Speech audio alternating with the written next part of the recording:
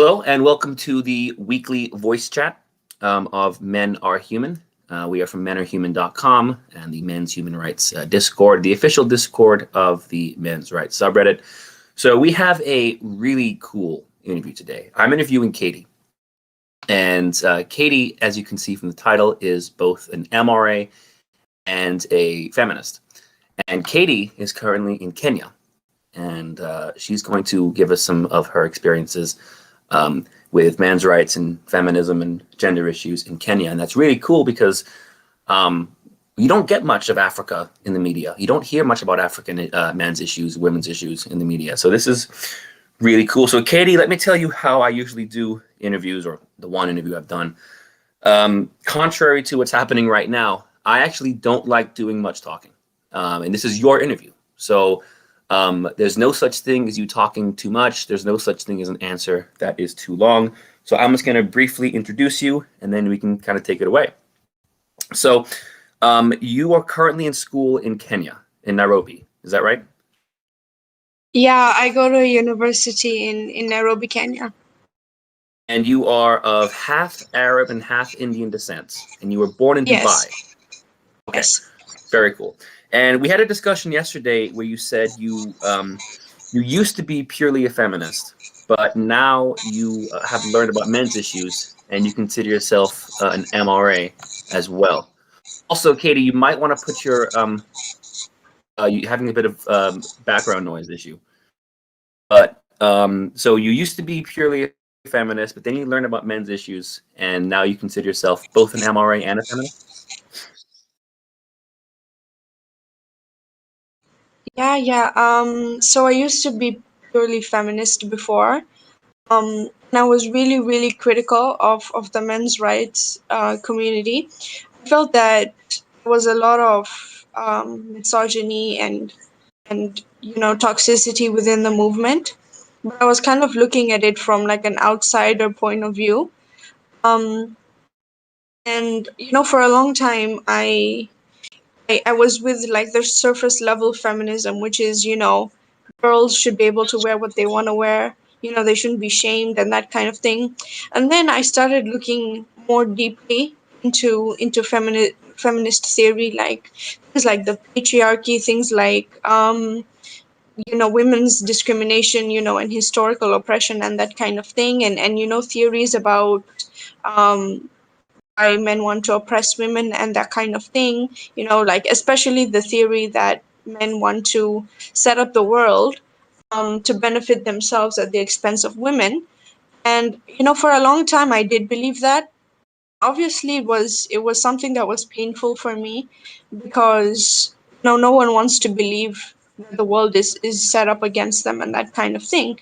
So again, looking into certain male issues, not necessarily from an MRA perspective, but from a feminist perspective. And I think many MRAs have heard when they're speaking to a feminist that whenever they bring up things like the male suicide rate or men dying more due to murder or injuries or workplace deaths, they usually say it's because of the patriarchy and the patriarchy backfiring against men, or patriarchy hurts men too, that kind of thing. And for a long time, I believed that.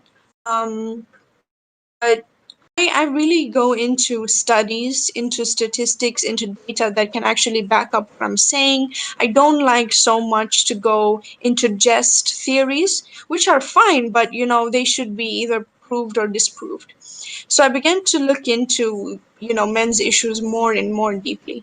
And what I found is that, if you take the male suicide rate, for example, it's not because men didn't ask for help. It's because they did ask for help and they never got it. Or if they got help, it was not set up in a way to help men, but rather mostly women. So it didn't work for them.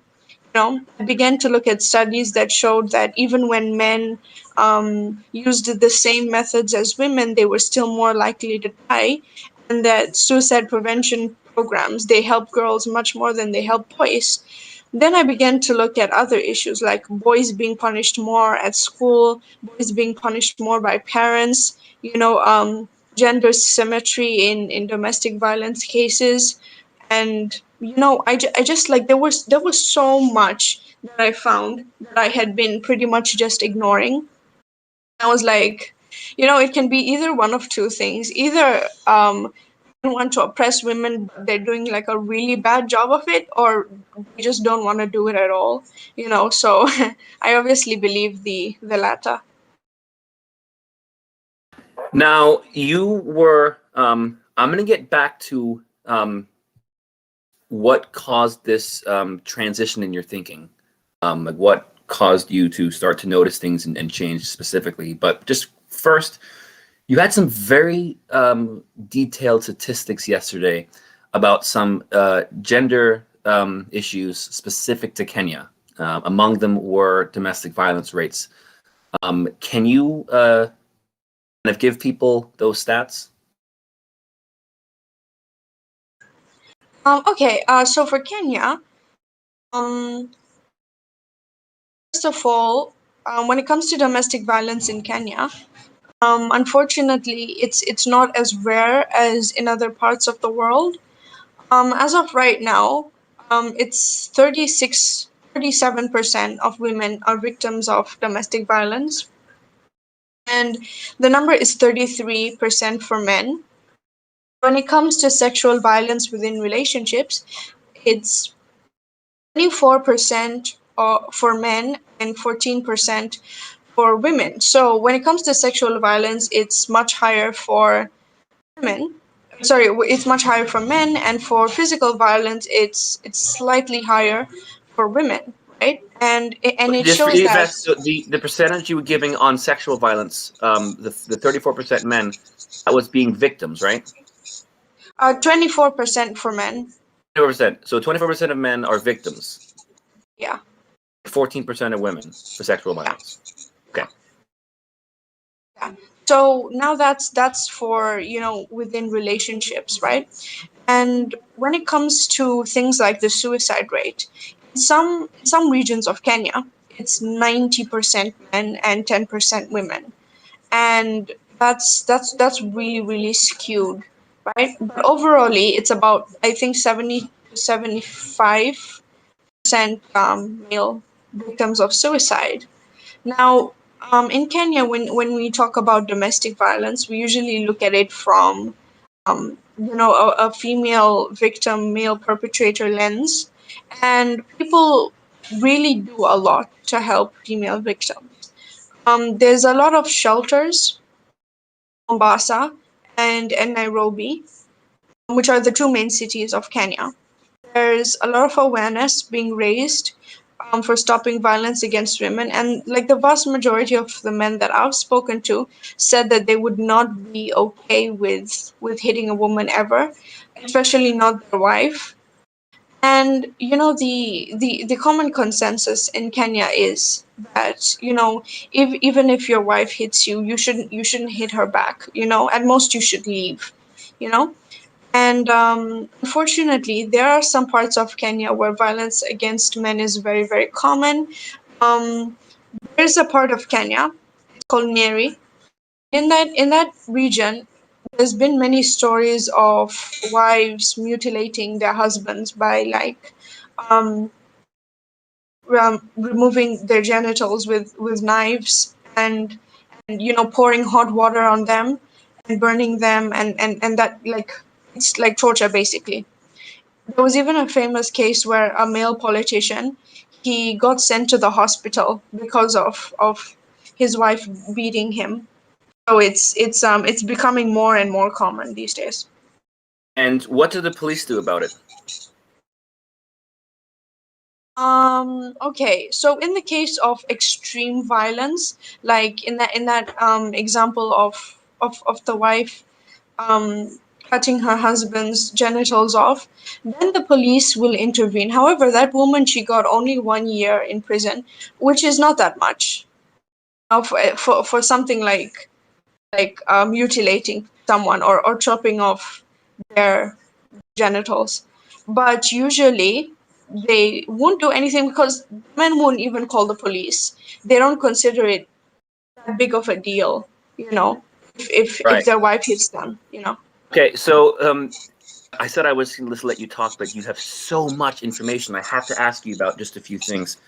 I'm going to ask you in a second, why do you think this is happening in Neri, especially? But I just have to go back to something you said, where you said that 24% of men in a relationship experience not domestic violence just, but sexual violence, compared to only 14% of women. That kind of jumped out at me because that's the opposite of how you would think about it. Why do you think there's more sexual violence against men in relationships in Kenya? Good question. So in Kenya, by the way, just know that rape against boys by older women is very, very common. It's surprisingly common. And the common issue What is that ages? What age are the um boys? What age are the women?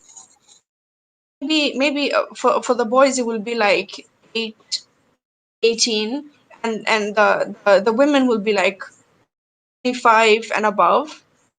Um, like the common consensus here is that men usually never refuse to have sex, or that even if a woman forces a man into sex, he's the one benefiting.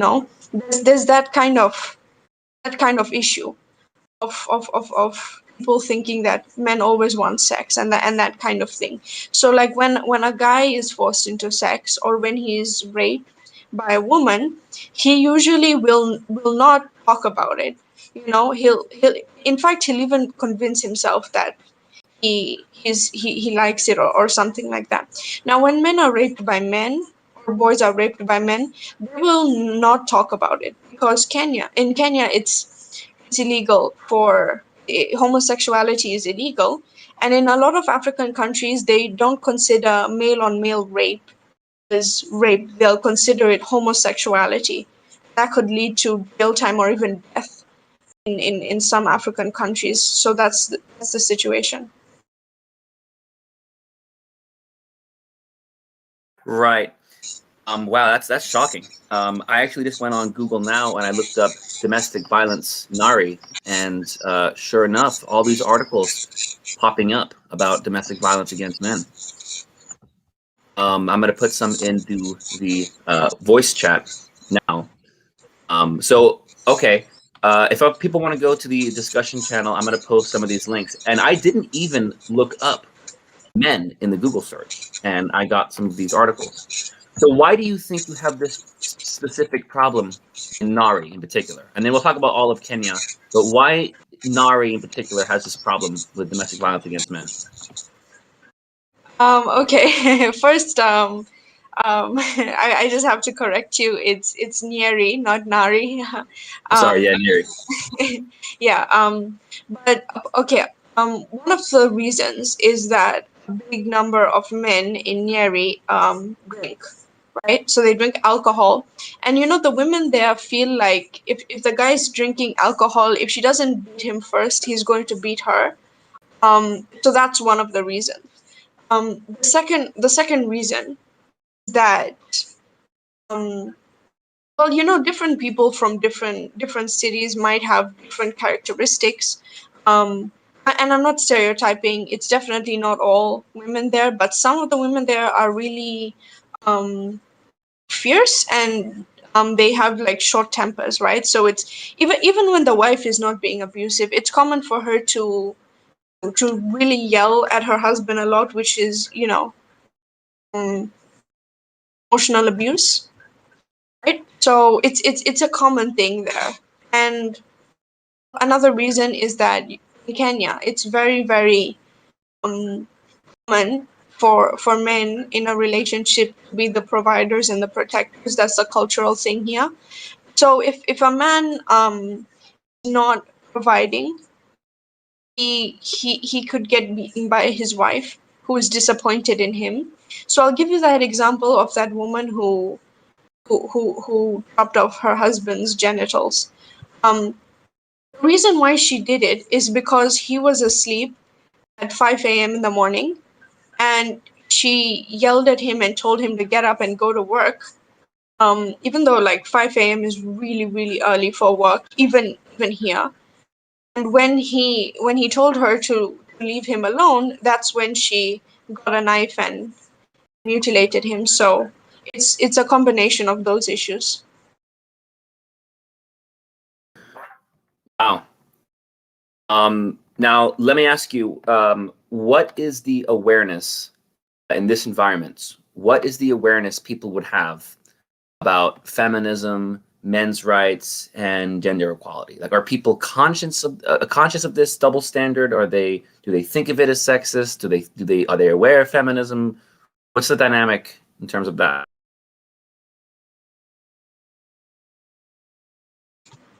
What I really like is that feminism has really really taken off in Kenya.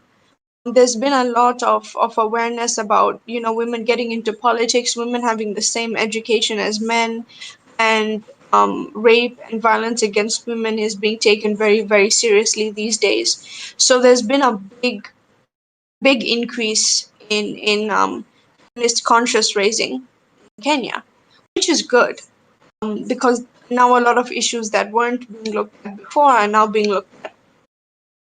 The bad thing is, because of this, there might be some men who feel like their role of being a provider and protector is being encroached upon, because a lot of men in Kenya, that's where they get their identity from, as being the head of the household or being as the provider and protector.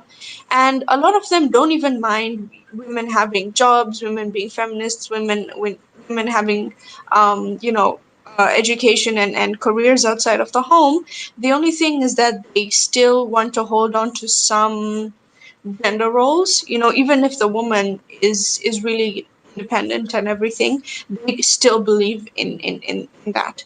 Now, when it comes to men's rights issues, they really, really, really don't care. Not to be mean or anything, but circumcision is very, very widely practiced in Kenya. I think it's almost 90% of men here are circumcised, and they see it as a good thing. They see it as if a boy is going through some pain when he's going through that procedure, it's part of him becoming an adult. That's how they see it. But FGM is universally hated. No one wants to engage in that practice anymore. When it comes to things like the suicide rate, for men, they don't consider the gender aspect that important. Just say suicide in general is wrong. So like they're a bit oblivious when it comes to men's issues. When it comes to um, violence against men, um, they don't really talk about violence against men except in the context of it being in a relationship, in which case they say it's wrong, but not because it's violent, but rather that the man, he should be like the head of the home, so his wife shouldn't be ordering him around and that kind of thing. But like in reality, they don't do anything about it. Like it's like there's no shelter for men. There was one organization that was raising a little bit of consciousness, but the issue was they were saying that rather than there being no violence against men just because men are human beings, but rather that there should not be violence against men because men are the leaders in the home. So it didn't really take off, and gain much awareness. So yeah. So you would say that feminists would acknowledge domestic violence against men, but they just don't do anything about it. I don't think they do. I don't think they know that much about it. Okay, I know about it, but that's because I went out of my way to look at statistics and studies. Um, but apart from that, it's very, very rarely talked about. There was a time when a lot of feminists were raising issues like violence against women. There would be some men who say, oh, it happens to men too. But then they just fell into the usual dichotomy of, you can't talk about that when I'm talking about violence against women because it's derailing. then even those men who brought it up initially would just go back to ignoring it. So there was so I would certainly say that just like other people, they they do acknowledge that it's an issue and they don't want it to happen, but they don't really do anything about it. But it's not a problem with Kenyan feminists. Rather, it's just with the society in general. Because Kenyan feminists they do believe in gender equality and everything, but they also have to work within the cultural context of of where they're staying. So that's kind of the issue. So you don't think that feminism is making the issue of domestic violence against men worse? You don't think there's no connection there? So when I was studying this topic, what usually happens is that you'll find that it's more or how do I say, conservative households to have this problem, because they don't consider it such a big deal if if you beat your husband, because they say that a man cannot really be beaten by a woman, and that kind of thing, so um I think there is some overlap between feminists and people who are okay with hitting men, but there isn't like it's not really a big part of our movement. In fact, what I usually see is that a lot of men, they laugh at the idea of a man being hit by his wife or his girlfriend. Even if it happens, he doesn't take it seriously. But the feminist, if she's there, she'll usually say something like, "No, no, you shouldn't laugh. It's also wrong." And they'll won't actually do anything about it. It's just like lip service, that kind of thing. So yeah. That's better than a lot of what feminists here would say. So at least there's that. So you obviously now are into the men's rights movement because you've learned about these issues. How big is the men's rights movement in Kenya in general? You said basically very small. It's non-existent, basically. So what kind of reactions do you get when you I know we talked also about you're at university and you sometimes have these discussions with your friends, I think you said. So how do people react? How do people react to you, like your friends, your peers, people around you react when you talk about the men's rights movement or you talk about men's issues? What personal interactions and experiences have you had?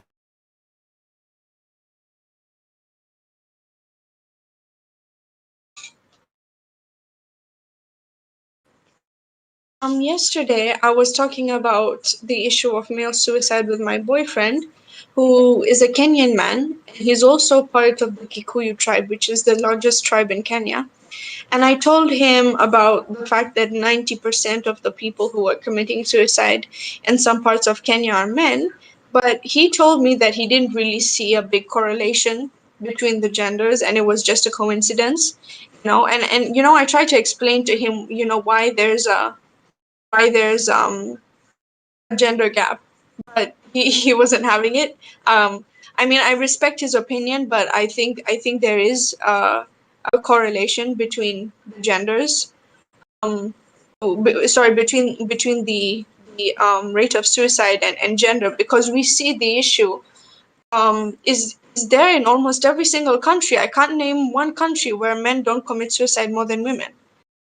So I definitely do think it's an issue with gender. When I usually talk about issues of domestic violence against men, people are sympathetic, and they also know that it's a little bit cultural, because the Kikuyu tribe is matriarchal, right? Or rather, it used to be matriarchal. So it's not very uncommon to find Kikuyu women being abusive to men. But so when I tell people about this, either are sympathetic. Hang on, I'm just curious. When you say it's matriarchal, can you tell me Yeah, what that it's looks? What does that look like?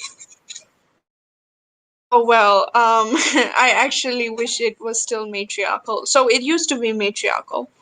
Um, but since the Christian missionaries came, a lot of Kenya is now Christian, right? Especially many people in the Kikuyu tribe.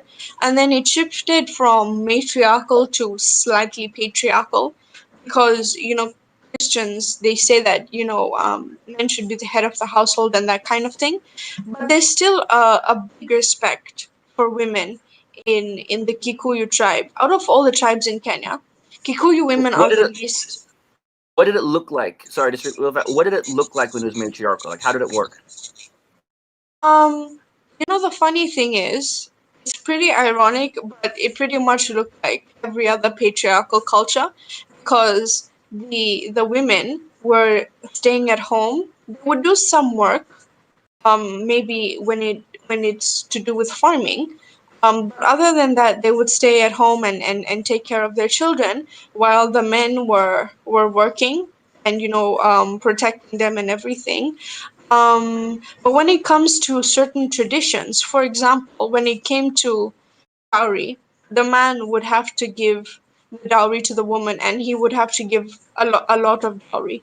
So, for example, a man who had many daughters, he would become very wealthy if he had many daughters, right? He would become very wealthy because he would receive a lot of dowry. So, the women inside of the home were the heads of that home, right? So they would, use whatever money or resources the man gave to the woman, and she would use it in her home, right?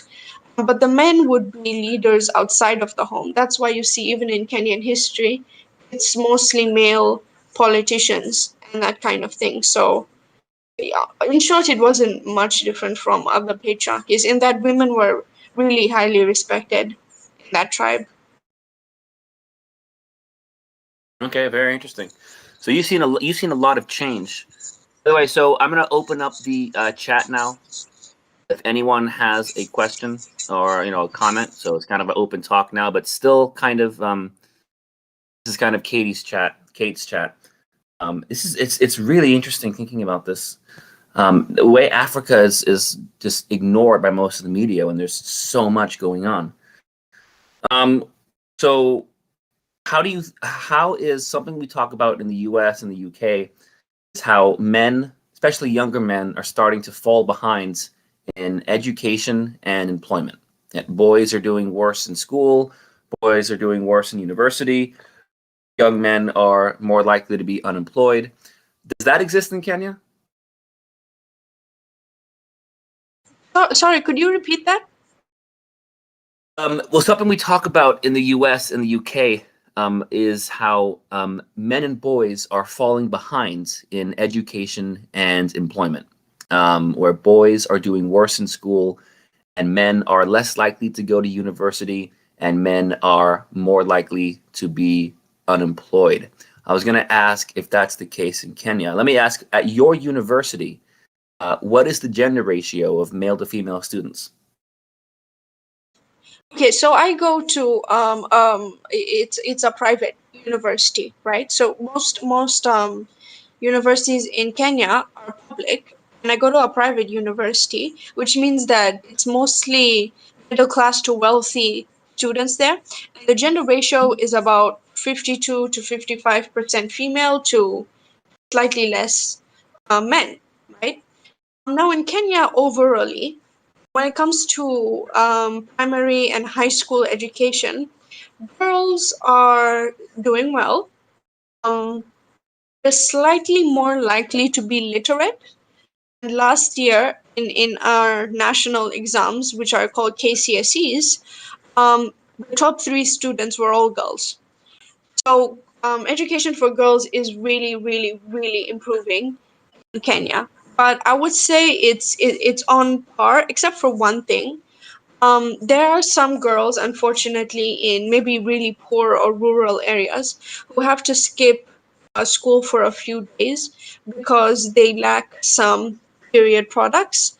which is really really bad. And the government has been doing so much to help these girls, and so many companies in Kenya are doing a lot for these girls. Like they'll say, if you buy one of our products, we'll donate one, sanitary pad for these girls. So it's a huge amount of awareness for these girls, right? So the gap has pretty much vanished, and now girls are even slightly ahead. Not such a big difference, but slightly ahead. When it comes to university education, men are still more likely to go to university than women are. However, this is not necessarily due to discrimination, because there's no discrimination when it comes to universities. Almost, actually, all universities in Kenya accept women. There's even a few that accept only female students, right? And there's a lot of scholarships for female students, and that kind of thing. So a lot of push.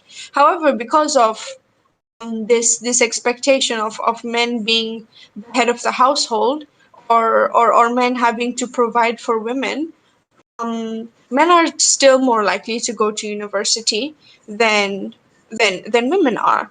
Now, this is, of course, I want more women to go into university. However, in Kenya, women are much less likely than men to be homeless, and I think 9 out of 10 street kids in Nairobi are male, right? So, and unfortunately, there's still more child. Street kids meaning homeless. Um, yes, homeless, and these children. I maybe you don't have them in Western countries, of course, but in Africa, there's a lot of kids who have to walk around, um, either begging or selling, small things to make money, and they're called street kids, right? So 9 out of 10 street kids are male, right? Because it's raised that expectation of them to work even when they're really really young. And of course, we know that most child laborers are male, even in Kenya. So there are issues relating to education, because obviously these boys, they don't access education, you know. So there needs to be work on both sides.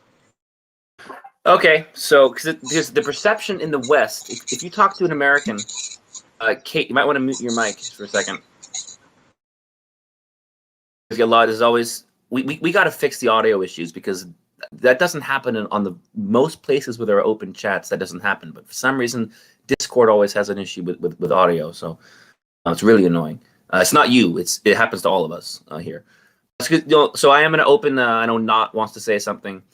But yeah, because the perception in the Western countries, a Western feminist, and I would say even not a feminist, most people in America, the perception would be in Africa, girls aren't allowed to go to school, and it's only boys going to school, and women aren't allowed to go to university. Americans and Europeans have a very ignorant view of Africa. Everybody's view of Africa, is like huts and hunting lions, and people don't realize that African nations are developed nations. But that's the perception that people have of Africa, is that it's purely anti-women, and it's all misogynistic, and they think it's similar to like the Taliban in Afghanistan, and that people really just don't have any idea what they're talking about, which is a shame. So yeah, we're gonna open the chat now. I know Not, there's something that you wanted to say. Yeah, so you highlighted, period products limiting how much girls can get an education, but then you said that there have been certain actions taken, like subsidizing it by if you buy one, we'll donate one, and the gap had disappeared. So is it currently the case that pretty much everyone has access to period products and that's not a limiting factor in education, or? Right now, okay, there's still a few girls who have that issue. However, it's really really disappearing. It's almost always it's almost gone right now, because right now, for the literacy rates in Kenya, they're 88 for boys, 88% for boys, and slightly higher for girls, right? So like 88.5 or something like that. So Kenya has really, really high literacy rates, especially for an African country. And I would just like to talk a little bit about what Blue Orange said. Um, yeah, I completely understand that many people, they think that people in Africa are still like living in mud huts and that kind of thing. It's not true. The vast majority of us live in urban areas. Women, hitting a woman, especially if you're a stranger, it's universally hated and looked down upon. I think that if many people were asked about, yeah, they'd say, oh, women, they are just being beaten like dogs. No, we're not. It's very, very rare. It's very, very rare. um and women have all the same rights as men in Kenya, all of the same rights. We are allowed to participate in government. We can own property. We can vote. We got the right to vote the same time as men did in 1963 when we became independent from the British Empire. So we have all of our rights here. In 2015, they passed a really, really strong law against domestic violence, saying that it's not just illegal to stop your wife from leaving the house, or it's not just illegal to hit your wife, it's illegal to make your wife or your husband do anything that they don't want to do. You can't steal their money, you can't stop them from accessing their bank account, you can't stop them from using the family car and that kind of thing. So Kenya has really, really progressed. It still has issues, yes, but it's still progressed. The only thing I would say is, like in relation to men's rights, there's so much circumcision here that it's normalized. Like it's very, very, very normal. Like it's almost impossible to find a guy, especially guys from, like, yeah, basically it's almost impossible to find a guy who is not circumcised. It's very, very common here. And Just things curious, like, is there yeah. any? So you said it's very common, and so most men are happy about it there. Most men like it. They think it's a good thing. Yeah, yeah. Most men really like it, even though it's painful. They view it as like something that they should be proud of. Like, okay, let me very quickly tell you about the shaming that happens in Kenya. So traditionally, a boy, especially in the Kikuyu tribe, has to go and be circumcised when he's 14 years old, right? So before he turns 14 and before he's circumcised, is really, really ignored or bullied in a passive aggressive way by the adults. There's even a tribal insult, which basically means uncircumcised man. So as in, like, being uncircumcised for a man is so bad that it's literally an insult. um they they wouldn't, like, for example, if a guy who's maybe 13 walks into a room with adult men, they'll say, we need to talk adult things, here. But when you become circumcised, that changes. Like, people treat you like a man, like an adult man. So they get so much pride from that.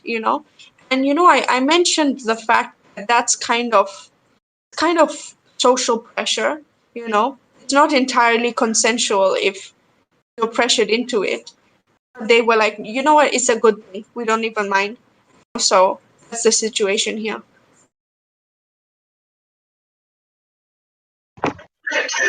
Uh, I I heard that paternity fraud is a big thing in Kenya.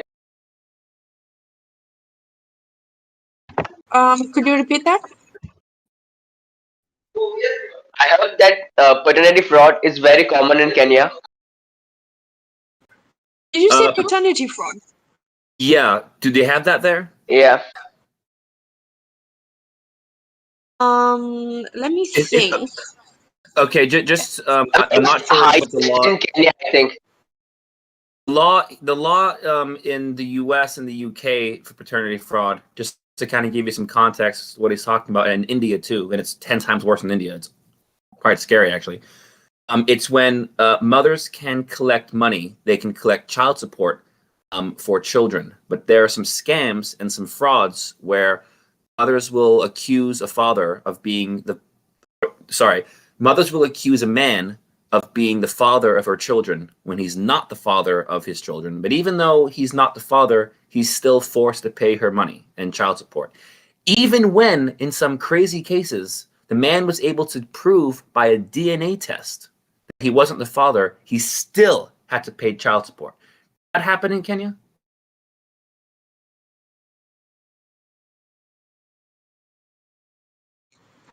Um, okay. I would just like to say that in our country, Kenya, it's very, very uncommon to have children without being married. Okay, there are some cases like that. However, in Even if you are married to someone, paternity fraud can still happen. Like a woman says that a child is his husband's, but isn't actually. And some countries and some places has law that if both persons were married, the child born out of the wedlock is the husband's, even if DNA test proves that he isn't. And from what I have seen and heard, Kenya has like the highest or second highest cases of paternity fraud. Oh, I honestly didn't know that. I didn't even consider anything about paternity fraud. But I'll look into it. But right now, what I do know, what I do know about this issue is that they're trying to introduce a law, or they're going to. I think it's going to take effect next year, if I'm not wrong. That fathers who divorce the mothers, they're still liable to pay child support. And that's because there's a lot of men in Kenya who just abandon their families. Okay, not that many, but some of my friends. It's happened to some of my friends that the father, he would go have a child with a woman in Kenya, then just move to another country and have another child there.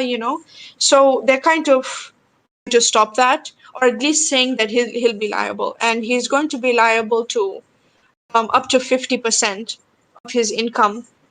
He has a child and then just leaves the woman, and that kind of thing.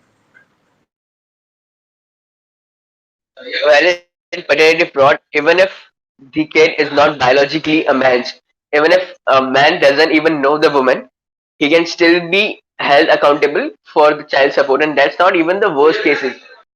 In the worst cases, let's just say a wife had an affair, and the husband knew about it and or didn't knew about it. So, in cases where he knew about it, even if he filed for divorce, he will still be asked to pay child support because child was born or conceived during the marriage or in other form. There have been cases that the man found out after countless years of paying child support or taking care of the kid that he wasn't actually the biological father of the kid. It's probably one of these things that actually left me really disturbed that something like that can happen, and there are no consequences for it. Wow, that's really really interesting to hear about. I didn't even consider the fact that some people would cheat. I mean, of course, I know that some people do that, but like, I didn't really consider it. So for example, a woman could cheat on her husband, and then, or not even on her husband, just on someone that she's in a relationship with. Then she could just say, this is your child, so now you have to pay child support. Um, so let me ask, if in a country like India, if he can have a DNA test to show that he's not the father, and he shows it to a judge, will the judge make a reversal or Judge something? will probably ignore it. Judge will probably ignore it, and if man doesn't pay child support, he will go to jail. Wow, that happens even in India. I had no idea. Happens in the U.S. too. Man can go to jail for that. But so let me ask you, Kate. So it seems like Kenya it's obviously more traditional, I would say, than the United States when it comes to relationships. So let me ask you, what happens in divorce in Kenya in terms of if you have something like alimony, splitting assets, inheritance, all that? How does divorce work legally in Kenya? So first of all, I would just like to say that okay, it used to be traditional, but this generation, my generation, they're very, very untraditional, right? So that is something that happens, right? So it's you can find many people these days who have relationships or dating before getting married and that kind of thing. How divorce works in Kenya is essentially that Kenyan law is like having a prenuptial agreement, you know, like you aren't entitled to your spouse's money or land or anything like that. However, what is very, very common in Kenya is that usually when a couple divorces, the man will give the woman something. This is in tradition, he usually maybe give her some money or some land. And this is just done out of a courtesy because you could have a case where a woman is she's been a housewife her whole life and she would find it difficult to support herself now that they're divorced. So he usually gives her something so that she at least can be independent. And that's how it is. However, these days many people are more modern. So like it also happened to my mother. My mother got divorced in Kenya. She didn't take anything from my dad, but she just went back to working full time, and that's how it was.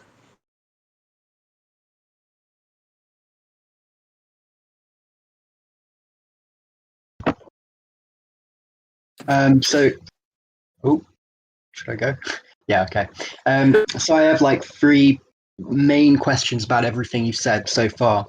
One of them was to do with you were saying domestic violence is much higher for men or much more severe in Nyari, was it? I'm not quite sure how you pronounce it. That seems really strange to me, just because I've always viewed um, domestic violence as like a human nature thing, and then like gender roles can affect it. So to hear that in a particular area that it's like significantly different is just a bit strange. And you also mentioned about sexual violence being like higher for men in Kenya generally, I believe, within relationships, I think. Um, and I was wondering, like, what forms of sexual violence that would be. So, like, is it like rape or is it like sodomy or yeah, the, yeah, it seems true for sure. I was just curious, like, why that would be. Well, to answer your first point, okay, it's it depends on a lot of things. You can find a place where domestic violence is more common and a place where it's not. Like for example, in countries like the US, it's only about a quarter of women who have been victims of domestic violence, and I think same for men. But when you go to a place like Afghanistan, you'll find like at least 40%, for people of both genders. So it's common to find. In some places it's more pronounced for people to be victims of domestic violence. But as for your second point, so what the survey said is that this woman, this researcher, she was asking men if they've ever been forced into sex, if they've ever been raped by their wives, if they've ever been, basically forced to have sex against their will, and 24% said yes. So yeah, it was surprising to me to find that it was higher for um, men than for women. However, I'm not really surprised because these days almost no one thinks it's okay to rape your wife. Literally no one. Like there might be some people who are okay with hitting your wife lightly, which is still wrong, but raping your wife, no one thinks it's okay at all to do it anymore. But if it's a man, they might be like, oh, he probably liked it. There's that regular line of thought. So I guess that's one of the reasons why it's higher for men than for women. Hey, Katie, I was just wondering if we could ask you some questions about your experiences with feminism, and just to bring us back onto the main topic of the stream, which was your experiences regarding like the divide between MRAs and feminists, like socially. Of course, I don't mind. You can ask me anything about that. Sure. Could you maybe, if you haven't mentioned anything from our DM conversation, would you like to maybe mention some of that?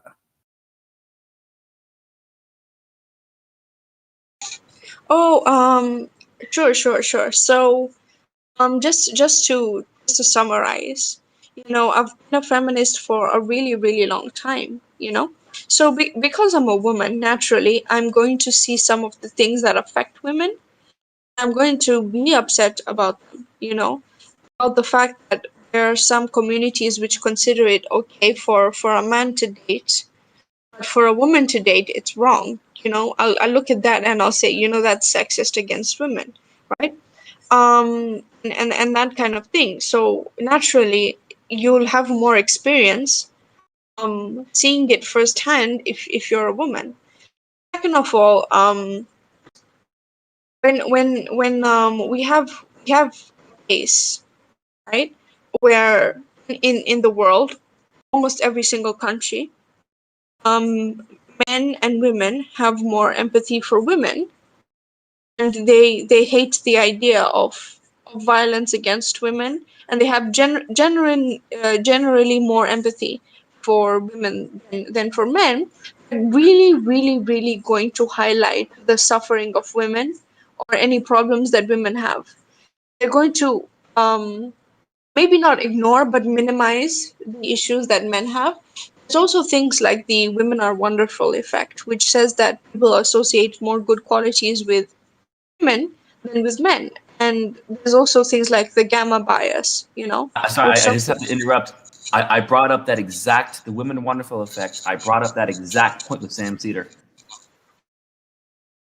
yeah. So this is all real things that have been documented in a study, and or rather in several studies. So these are all real things.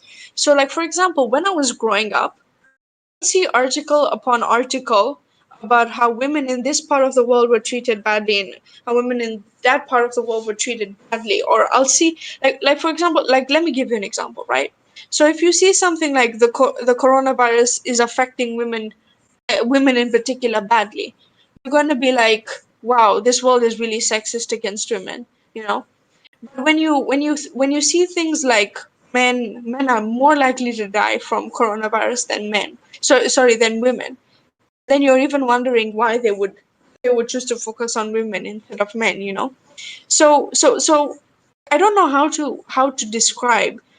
You're a woman and you're reading countless articles talking about how women are oppressed and women have it worse. You're going to have kind of bitterness. Not a bitterness, but sadness. Because you'll end up feeling like the whole world is against you and that kind of thing. So that's how I was feeling. No one likes to feel like that, of course. So I really really got into the feminist theory about the fact that men are more powerful than women. Women have next to no power, and men have all the power, and that men use that power and that influence to essentially just benefit themselves at the expense of women, and they delight in the suffering of women and that kind of thing.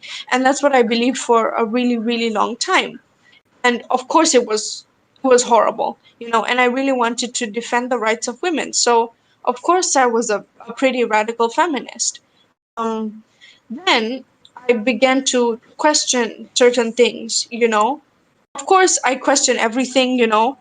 I'm just that kind of person. Even feminism, even if I'm a feminist, I'll still question it.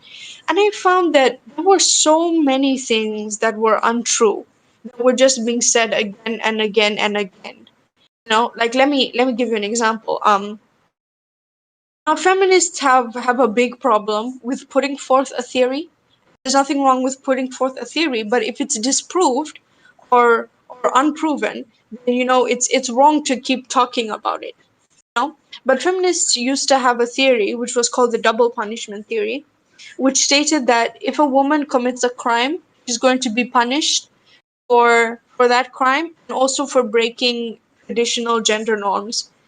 Essentially, that women were going to be punished harsher than men for the same crime, right?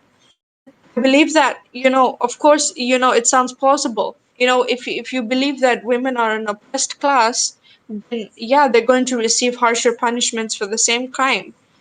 Later on, I found that it wasn't even true. That is actually the opposite. There's a big sentencing disparity, but it's in favor of women. Women get much shorter sentences for the same crime, especially when there are sexual offenses.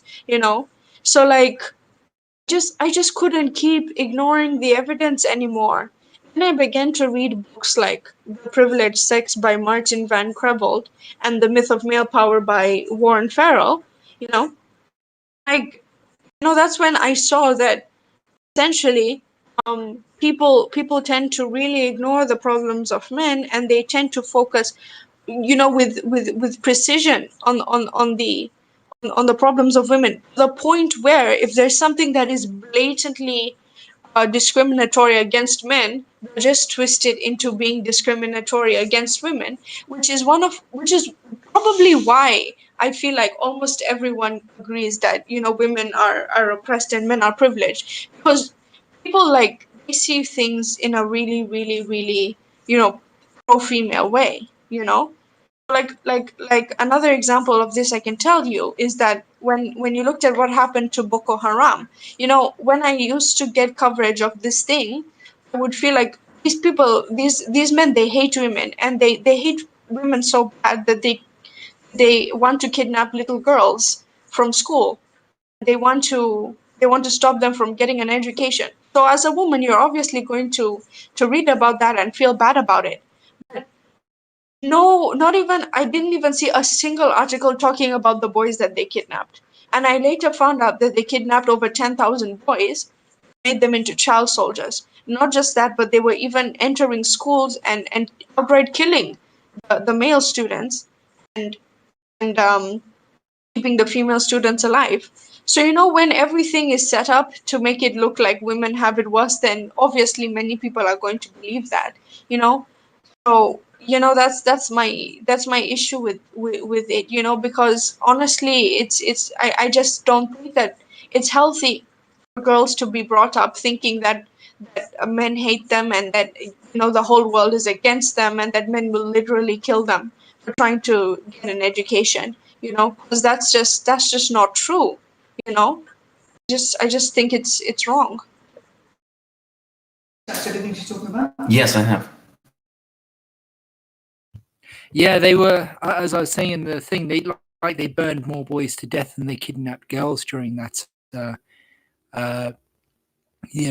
famous kidnapping. And last Christmas, they kidnapped just as many boys as they did before with girls, and nobody seems to be paying any attention to it. Like, there's no bring back our boys. Yeah, and what infuriates me about that is when you try and bring up the boys, they say, "Oh, you're just doing a whataboutism, or you're just doing a what about the boys?" Yeah, actually, what about the boys that are being ignored and tortured and murdered? I mean, what about the 8-year-olds that are being kidnapped and killed? This is why I don't like the derailing thing.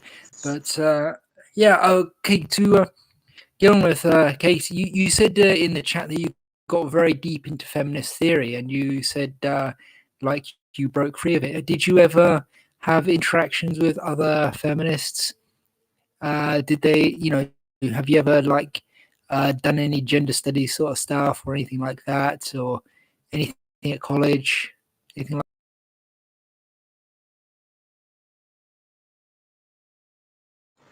Oh, thank God I haven't. I've never attended a gender studies class. I did listen to someone who was talking about their experience in gender studies in the gender studies class, and it was a bunch of hogwash, about like that it's just general feminist theory. The thing is, I don't know if anyone here has ever read feminist theory. It's really, really pessimistic, like absurdly pessimistic. It's like, okay, thing is, I wouldn't even mind it being pessimistic if it was for the purpose of revealing the deep truths, of the oppression in society. But a lot of it is not even true. A lot of it is just not even true. Like it's someone's opinion, which is, based on their own personal interpretation of something, which turned out to not even be true. Like, for example, just the other day, I was reading Marxist views of women's oppression. One of the Marxists, and this is a male Marxist, by the way, he says that men forced women into being feminine, and women don't actually want to be feminine. It's just that men will beat them or will oppress them if they're not feminine, which is just blatantly false. I think you guys should read about the kibbutz gender equality experiment. Okay, so I don't know if I'm pronouncing the tribe correctly, but the kibbutz, they're a group of people in Israel, and they did a kind of social experiment where they raised boys and girls exactly the same in a very, very egalitarian way. And they said that men and women have to do all the same things. If men have to work on the field, women should also work in the field. If men are in government, women should also be in government. Basically, everyone is just going to be equal. What they found, interestingly enough, is that women actually led the charge in saying, we don't want to have an egalitarian lifestyle. We'd rather be more feminine, do more feminine jobs.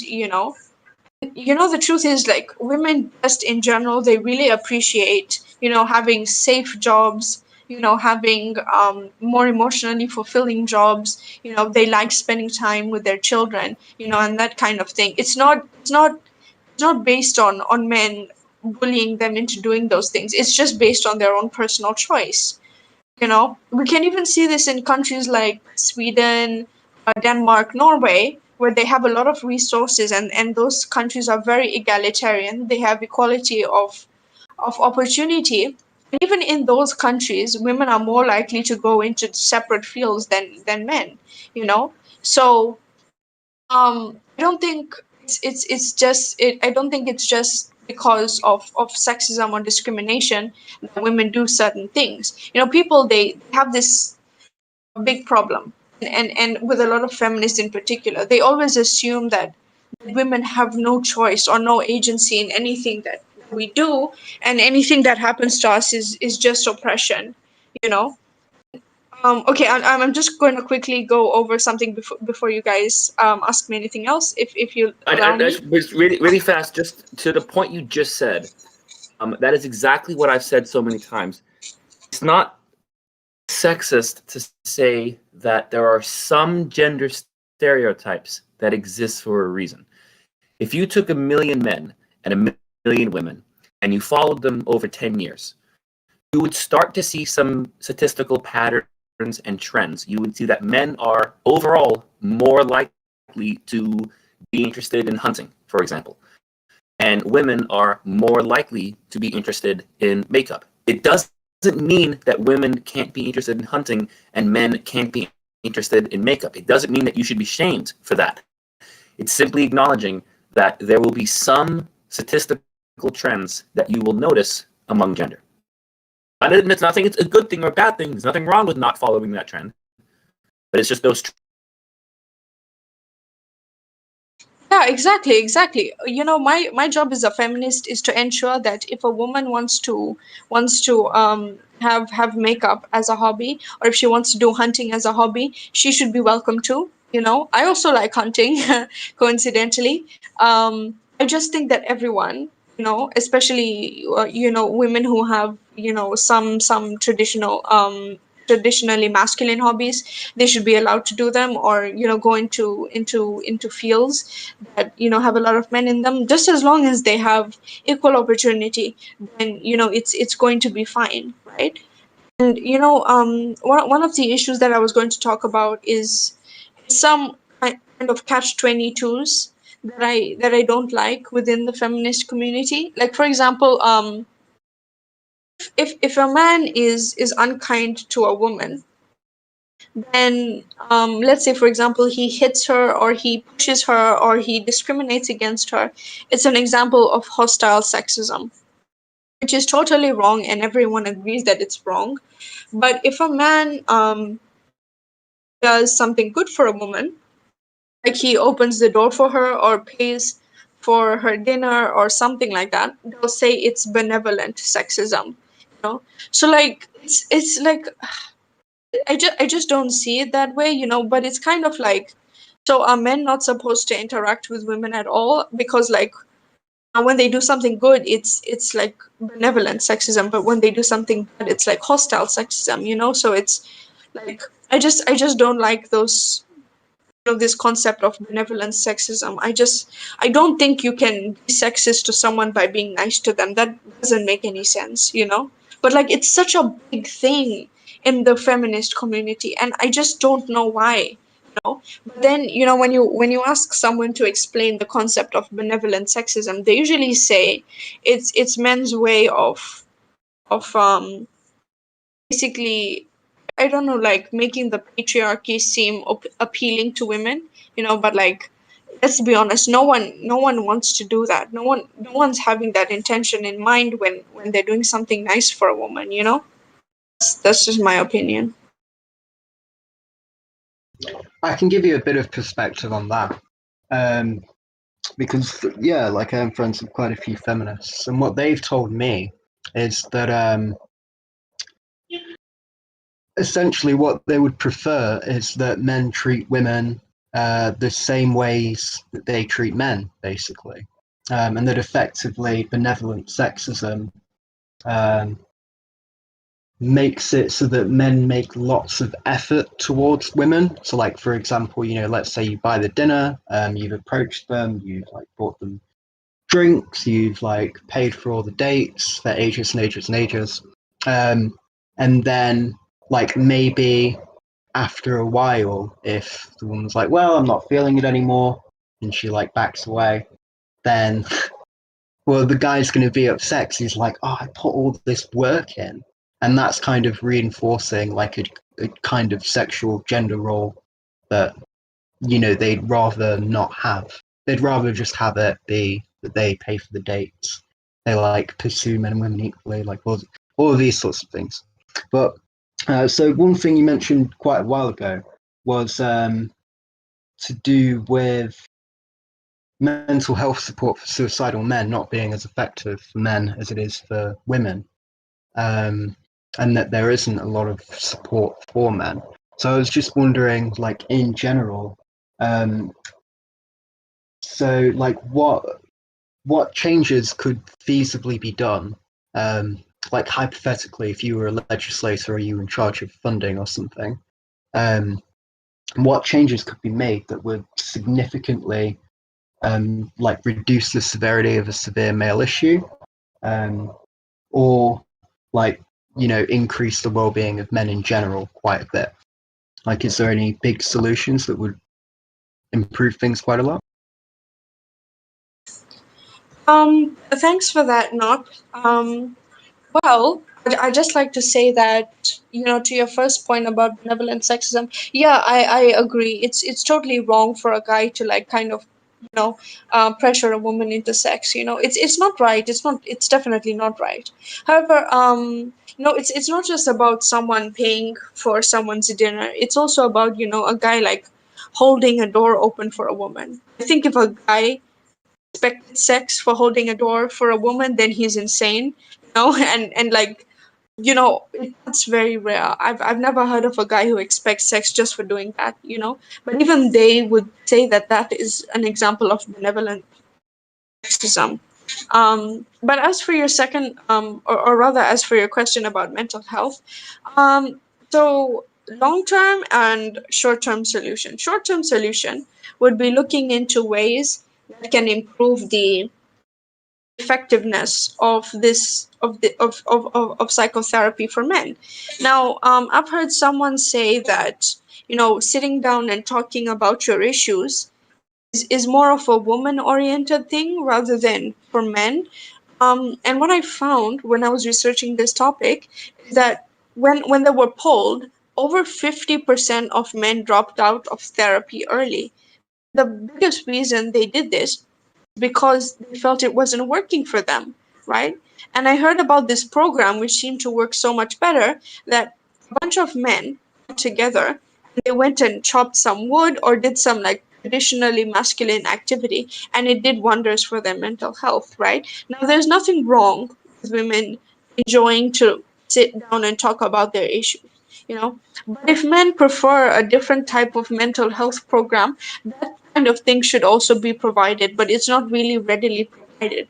So that's what I would do in the short term. Long-term solution needs to be a lot different, because we need to ask ourselves, why is it that men need to majorly shoulder the burden of providing for their families? Why is it that men tend to um, not seek help until they're severely depressed? And first of all, men don't even attempt to seek help when they are depressed. And we can see this by the lack of male representation in depression statistics, right? Because right now it says that more women than men are diagnosed with depression, but we can see that men are also having an issue with depression, which means that they're not going to someone who can diagnose them with depression, right? And also we need to get rid of this attitude that men should be stoic. I just don't agree with that. The culture needs to change. Because a lot of this is cultural. That men need to be stoic. I have a lot of male friends, and they all tell me that they feel pressured to being stoic. And I think that we should work towards eliminating that expectation.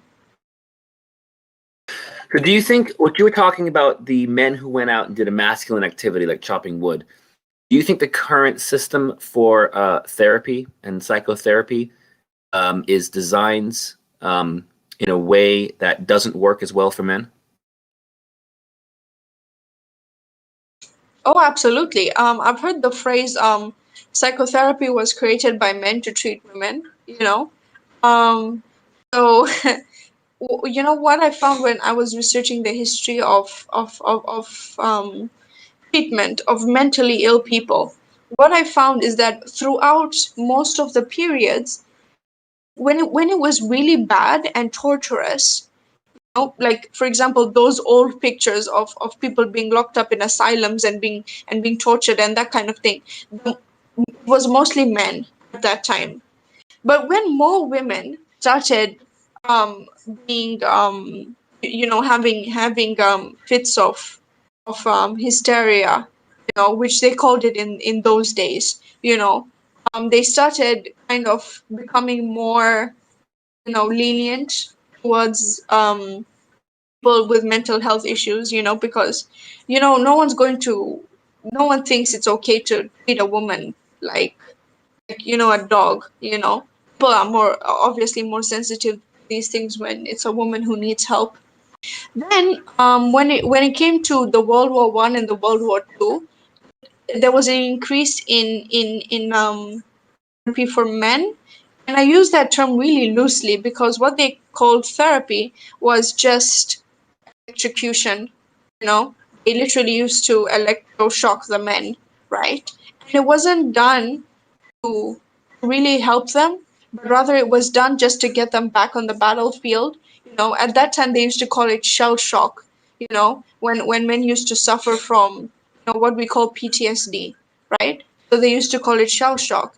And then with Freud, who made psychotherapy more popular, um, he worked mostly not just with women but with wealthy women, because he used to charge $50 an hour, which was a lot in those days, right? So it was mostly women, especially upper class women, that he was treating, right? So it really evolved into being something that was created to benefit women, but not men, you know?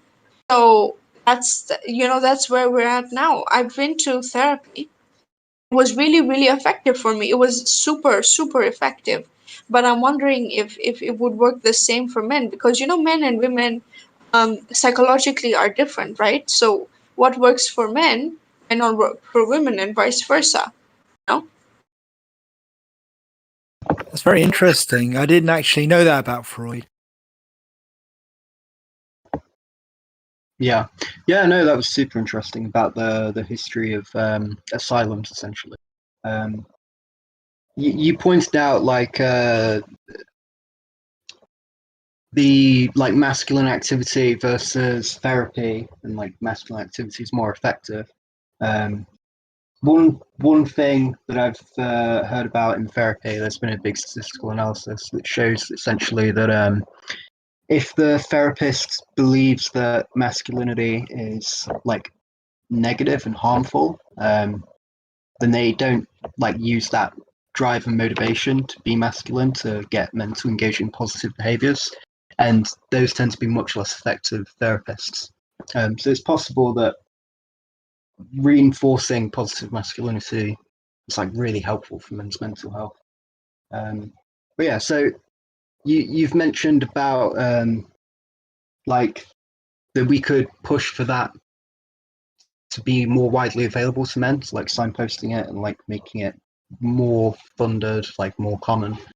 But is there any other like big solutions for like other issues that you've pointed out? So like you've talked about domestic violence, you've talked about street kids, talked about sexual violence, and plenty of other things.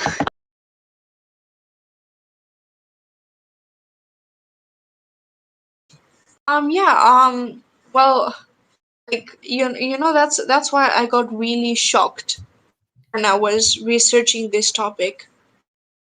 Um, I mean, the topic of men's issues in general, because like if you'd ask old me, you know, I'd probably just say men's issues. No, men don't have issues. That's not something that happens. So, like, wow, was I wrong? Like the amount of issues that men have, or that disproportionately affect men, is just insane. You know. So, like, I've already talked about the suicide rate. Um, we've already talked about the gap in education that's emerging in several countries. There's men being more likely to be raped in certain situations, especially prison, and that's just ignored, completely ignored. We can talk about the sentencing disparity, the fact that men get much longer sentences for the same crime. We could talk about police brutality.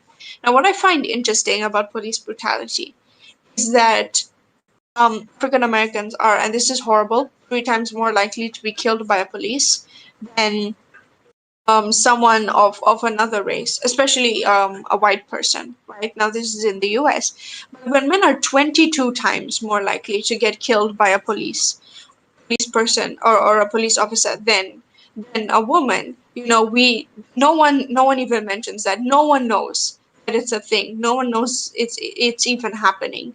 You know Maybe they kind of know it, but they just ignore it. We could talk about the fact that I actually um, did. I did a video on that. The figure I saw was 19 times more likely. But either way, 19 or 22. The fact that it's more than double, roughly double, 10 times as likely.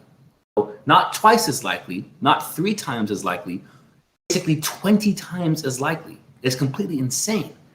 Yet no one, and like you said, nobody talks about it. So when I see a black woman at a Black Lives Matter protest, and she's talking about how she has this unique risk, I can't help but feel a little bit of resentment towards her, because I'm actually significantly more likely than you to get shot by the police. So you have absolutely no right to tell me that I have privilege in this area. And I did check, by the way, if someone wants to watch my video, I made absolutely sure that the gender disparity is true for every single race. It gets closer than 19 times when it's a white man and a black woman, but it holds up for every single race. At least in the US, a man of any race is more likely to be killed by police than a woman of any race.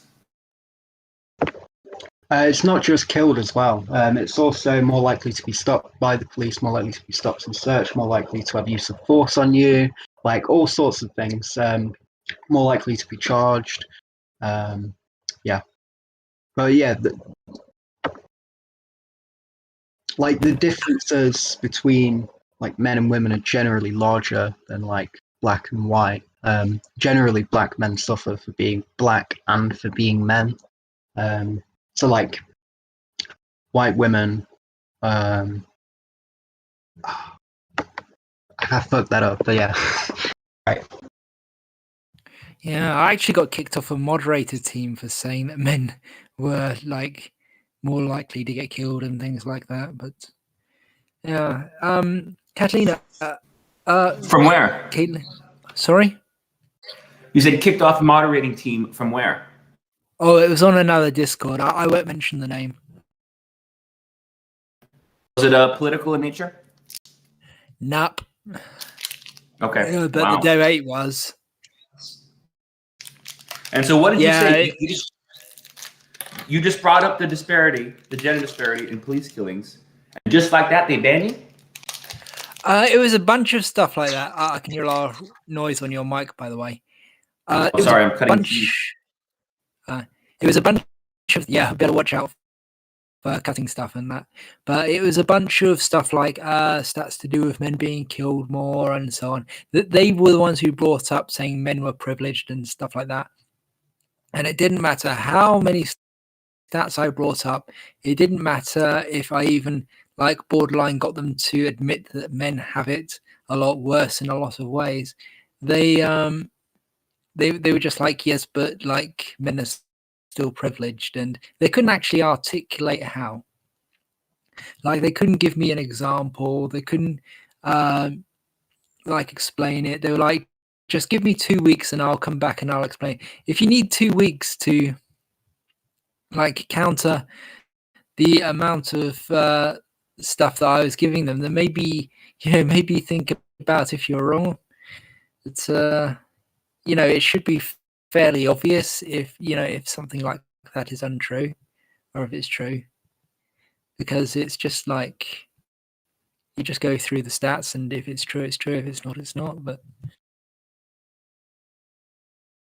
yeah, I'm seeing some new people, by the way. I'm seeing Arrogant Ambassador. I don't think I've seen you in this chat before. Right now we are interviewing Kate. You see Kate Lease is her username. She's a feminist and an MRA who lives in Kenya, talking about some male issues. Do you have, Ambassador, would you like to ask any questions or introduce yourself? Or I was just listening in, actually. I mean, if I have any questions, I'll direct them to you. But so far, so good. No questions at all.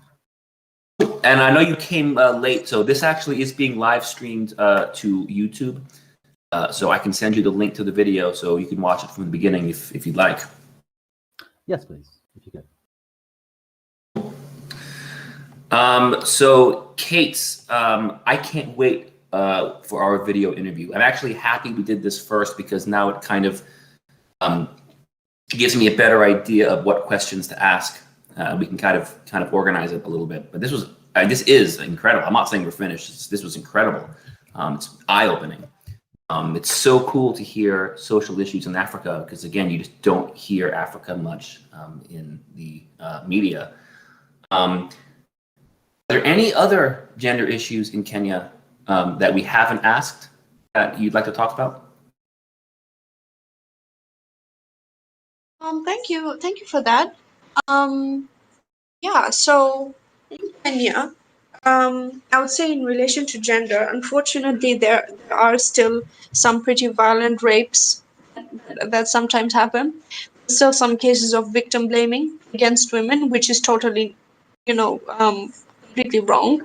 Um, there's a fact that um, there's really problems on both sides, right?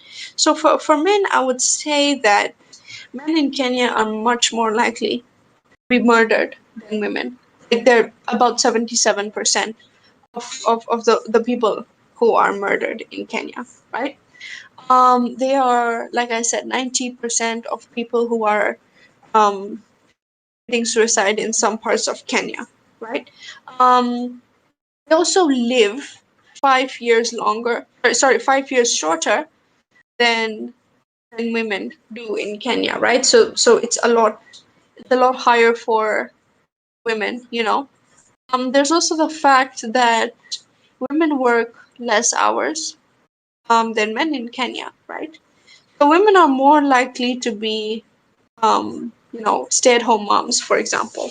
Um, I know that in most if you ask most people, they wouldn't really consider it a privilege to be a stay-at-home mom or a housewife because they have a pretty bad reputation right now. But work in Kenya is hard for a lot of people. You know? So if a woman she has the option to be a stay-at-home mom or a housewife, I consider it a good thing, right? Meanwhile, the man has no option to do that at all, especially in Kenya. It's unheard of for a woman to support her husband, and even if she makes more money than him, he will still continue working. That's how it is. Um, Fortunately, because of like the traditional attitudes, men are raped, boys are raped or sexually abused. Men face violence from women and they never talk about it. They never receive any help. There's I mean, okay, some people acknowledge that men can be raped, but it's almost universally ignored. And there's no shelter for men. Oh, before I forget, men are also much more likely to be homeless in Kenya. An astounding 88% of homeless people in Kenya are men. 88. Then there's also a certain percentage of children, which could also include boys. So like if I'm to estimate, it's almost 90 or over 90% of the people who are homeless in Kenya are males. You know, and boys are more likely to be child laborers in Kenya. Some of them even drop out of school to become child laborers. So it's that kind of situation. It's Men are much more likely in Kenya to work really dangerous jobs. Like construction worker. Work in the fishing industry, right? So is that kind of those kind of issues that really happen in almost every single part of the world. you know so yeah, that's the situation right now.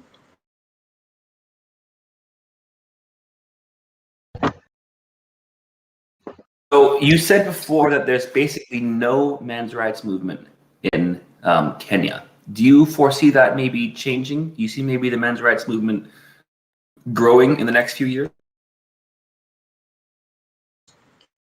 I mean, well, I'm no soothsayer, but perhaps there could be a bit of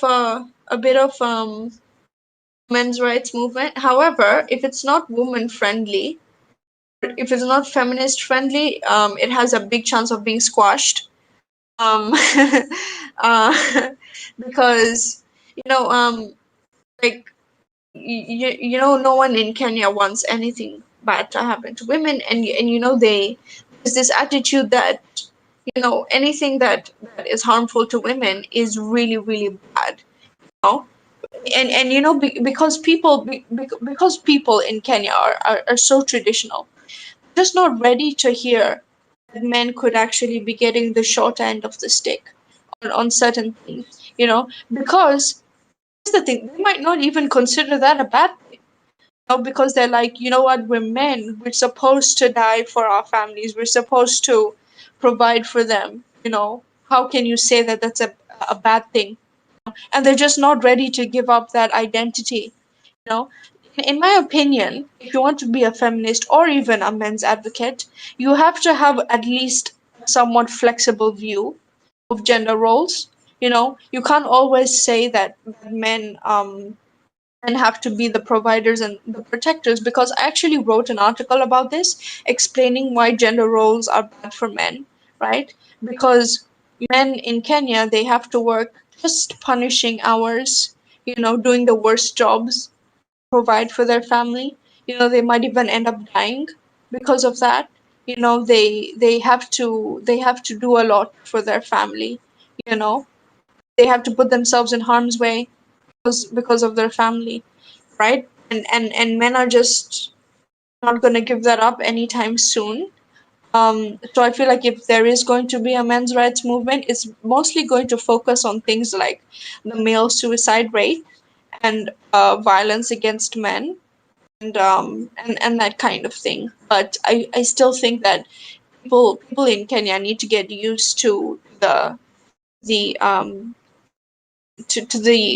theory, or rather the opinion, that men's identity is not wholly dependent on being the provider and the protector, But like I said, it's going to be a bit of a struggle. Quick question: is birth control very available and cheap in Kenya? So, like condoms, like IUDs, morning after pills, like etc. All those. Yeah, yeah. Here's the thing. In Kenya, things like condoms, it's like yeah, yeah. These pills are very, very available. However, abortion is illegal in Kenya, right? Like I said, it's a very Christian country, and they might view abortion as something akin to like murdering a baby. I disagree with that, but like abortion is banned, but other forms of birth control like condoms and stuff, yeah, they're readily available. Okay, that's great. That makes a huge difference in like the reduction of gender roles over time, I think. Another thing that makes a huge difference is if there's paid maternity leave and paternity leave. So if a man and a woman is both working, even if the man is working and earning the majority of the money, if he can get a full pay and get time off, and if he doesn't do that, then they're just going to lose out on free money um, because they each have their own leave for having a child. Then it's such a huge step in like normalizing men being at home. But you also mentioned sexual violence. You mentioned homeless men and street kids and child laborers. So, are there any like? Obviously, those are massive problems. Is there anything? What do you think would help the situations? Like police policies, potentially. Um, I don't know. Better therapy for people who have suffered sexual violence, or I don't know. Yeah. Well, firstly, I would just like to agree with you that gender roles can be what I say, that people can normalize foregoing them in relation to birth control being available. In Kenya right now, if you work in a formal company, they most likely will have some sort of maternity leave or paternity leave um, policies, including paid maternity leave. However, unfortunately, a lot of Kenyans work in the informal sector. Things like taking products and going and selling them. Or fixing cars. Like on the sidewalk. A big portion of Kenyans work in the informal sector, and companies, well, it's not even called companies, but like businesses in the informal sector, they have no policies of maternal leave and paternity leave, or paternal leave. So it's still an issue, unfortunately, because, like I said, many people work in the informal sector, right? So that's the issue. So probably a woman who's pregnant and she's working in the informal sector, she'll probably still be working, for a long time. She'll only take off a short time amount to have her baby and then go continue working, and like she'll carry her baby in like little not a basket, but like she'll tie it up in a lasso, right, which is a piece of cloth, and then she'll carry it on her back, right, and she'll leave the baby there the whole day while she's working and stuff. And that's how some people live in Kenya. However, when it comes to the companies, they have paternal leave, but it's very, very short. It's like 2 weeks max, or even 1 week, which is like it doesn't do anything. It's too short. It's similar here as well in the UK. It's kind of crazy they keep the babies on their backs all day. I mean, babies starved for attention and like interaction and learning just like stagnate. I mean, what are you going to do? You got to get that bread, right? Yeah, I know. But yeah, sorry, I was just interrupting you to agree with you. Like, please continue. Me or Katie, but I'm done. Katie, carry on. Yeah, so basically that's the situation in Kenya, right? There's also the issue of the disparity in the prisons. Um, like in most parts of the world, men are more likely to go to prison than women are, and women make up like a really, really small portion of the people who go to prison, right? Now I don't have any statistics on if there's any sort of discrimination. No one does that much research in Kenya to do with these issues. However, I think that, obviously because of some of the way that it's affected other countries, it's most likely going to be the same for Kenya. Yeah, so I just looked at the statistics. It's slightly less than 7% of the prisoners in Kenya are female. So 93% of them are male, right? Prisons in Kenya are really bad, really, really bad. And the women's prisons are not as bad, right? They're a little bit better. They're not as secure. They're not as, how do I say, like, depraved. The men's prisons are a nightmare. Um, so that can be an example of a gender issue, right? And yeah, so I would say that pretty much wraps up the majority of the issues of men in Kenya. Circumcision, sexual violence, domestic violence, homelessness, um, violence in general.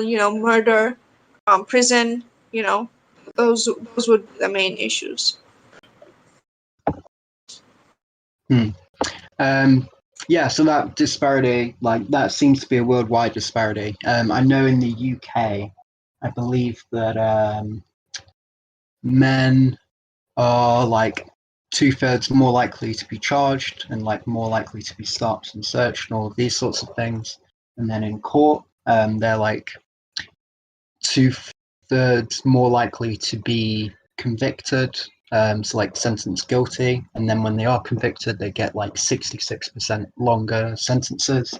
And then the kind of end result of that is that if men are treated as leniently as women were throughout just the court system, not even including the police system, then 2/3 of men in prison wouldn't be in prison now, because most of them would have used up their sentences, like lived it out, because they'd be much shorter, and then a lot of them wouldn't have even gone there at all. I think it's even worse than your statistic when you say men get 66%. Yeah, I'm giving a conservative statistic there. I've heard 4/5 as well wouldn't be. It's even in a way. Any citations on that? That'd be great. But yeah, in a way, it's infinitely more, because for some crimes, women are outright exempt from prison altogether, and they only get a suspended sentence. So in a way, for some crimes, the percentage difference is an infinite percentage, because women get 0 time in jail and men do get time in jail. Yeah, there's specific legal disparities, like two-tier justice system in the UK for sure. Men's prisons seem to be worse throughout the world. That seems to be the case. So, like in the UK, for example, there's a lot of conditions that are very negative. Even things as simple as food. You know, the food is being left to go off, and then they give them food with like maggots in and things like that. Yeah, I can find that for you. Sure. Later. So you've mentioned this disparity, and you keep mentioning these like issues, and it's like we can demonstrate them with these studies for sure. But unless we come up with like specific solutions, all we're doing is going like, please take it seriously. But that's not an end of itself. Like, we need to have some direction, like some solutions in mind. Like some policies that will change things, or some things you can do as an individual man, and so on. So yeah, if there's any solutions, like I know I'm putting you on the spot a bit, and it's always a difficult question. I struggle to find solutions, but yeah, if there's anything you know of that would help these issues, that would be great to hear about. I'm going to be honest with you. One of the biggest ways we can help right now is to just have some conscious raising, and make these issues aware, because I won't lie to you, I had no idea there was even an issue. I did not even know that men had issues in the past, you know. I just didn't even know, you know.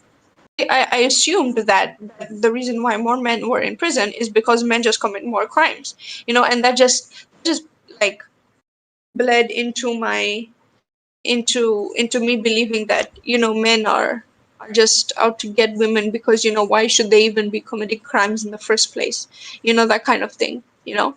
So I think a lot of people are just ignorant about these issues, you know. Like, I actually have a little bit of a study to back this up, right? So when men were asked if they ever feel like they've been discriminated against, they say no. They're completely unaware of the sentencing disparity, or of the education disparity, you know, of the fact that according to studies, it's not women who work more than men in the home. It's actually that if you count all paid and unpaid labor, men actually work 4 more hours a week on average, you know. So there's no like. Sorry, There's no like. what unpaid labor do like men do? What I mean by unpaid labor is like when you come home and, you know, you help your spouse to wash dishes and make dinner, you know. So like when they did I think this was in the UK, when they did a counting of all the hours men spent at work, you know, at an actual job, you know, where they make money, you know, and when they and how many hours they spent fixing things at home or doing, you know, maybe lawn mowing or something, and all the hours they spent on childcare, they found that actually men were working 4 more hours a week than women, you know. So like, just to put this into perspective, most people think that it's women who are doing more who are doing more work, because you know, feminists, we have this phrase, it's called the second shift. I don't know if you've ever heard about it, but it says that, you know, that woman, she's going to work the same hours as a man, and then she's going to come home, and then she's going to do all the housework, and that means that women are being discriminated against. But again, like it was a non-issue, because it's actually men who are working more than women, you know, 4 hours a week, you know, which is fine, because you know they work more paid hours, right? So you know, that's how it is on average. You know, if you ask men, and this is another thing that I had no idea about, apparently women are actually preferred when it comes to landlords and housing agents, you know. So like a study was done, and they found out that if you put a woman's name, the exact same application, but you put a woman's name, women are much more likely to get a call back, you know, for an apartment or a house, right? And that This Well, actually that's how it is in America too. Like Paul Elam coined the term "pitch the bitch." Yeah, that's how it works here. so oh my god, this is why I'm saying that that guy is controversial. yeah, I don't. You see, you Yeah, a know, lot of Paul us don't Elam. like I don't him. like the way he phrases himself. A lot of the way he phrases himself is just not. So those stats you said were for Kenya, where landlords are more likely to call back women. Do you know what the percents are? Like how much more likely? Oh, I don't know. That's not Kenya. This is not Kenya. That is I think the US. It's Oh, not right. Kenya. Okay. Yeah, it's in Doesn't the surprise US. me at But all. of course, you know, if we were to do some research, we might find that it's the same in other countries, you know, as well. Because like especially when they were using like Muslim or Arab names, you know, like the women were 50% more likely to be called than to be given a call back or to be given an email than if they used a Muslim male name, right? You know, and this is why I was raising the point that even when there's a lot of violence against people towards a particular race, women are much less likely to be affected. Like even if you look historically, and I'm not saying that there's never been violence against women, because obviously they have. It's horrible, you know. But if you compare the rate of being killed or being lynched or being a victim of a hate crime between men and women, men are much more likely to be victims of hate crimes than women.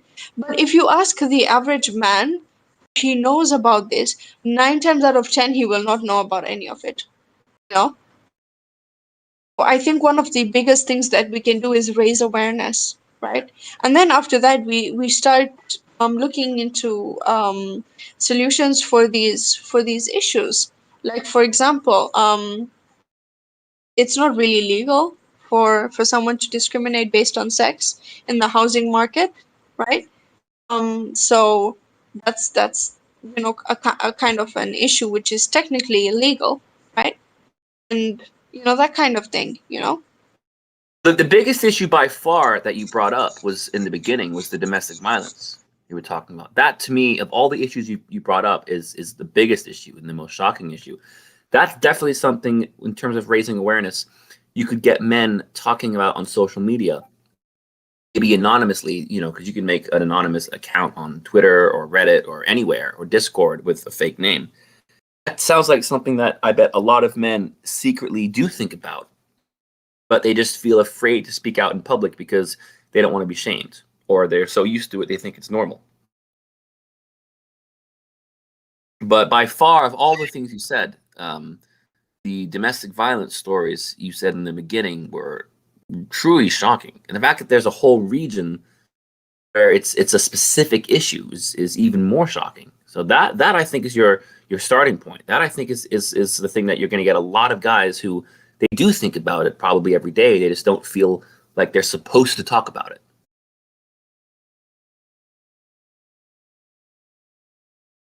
I definitely agree with you. You know, this is why I think like activism is so difficult, you know, because like you want to talk about these issues, but you're not sure what response you're gonna get.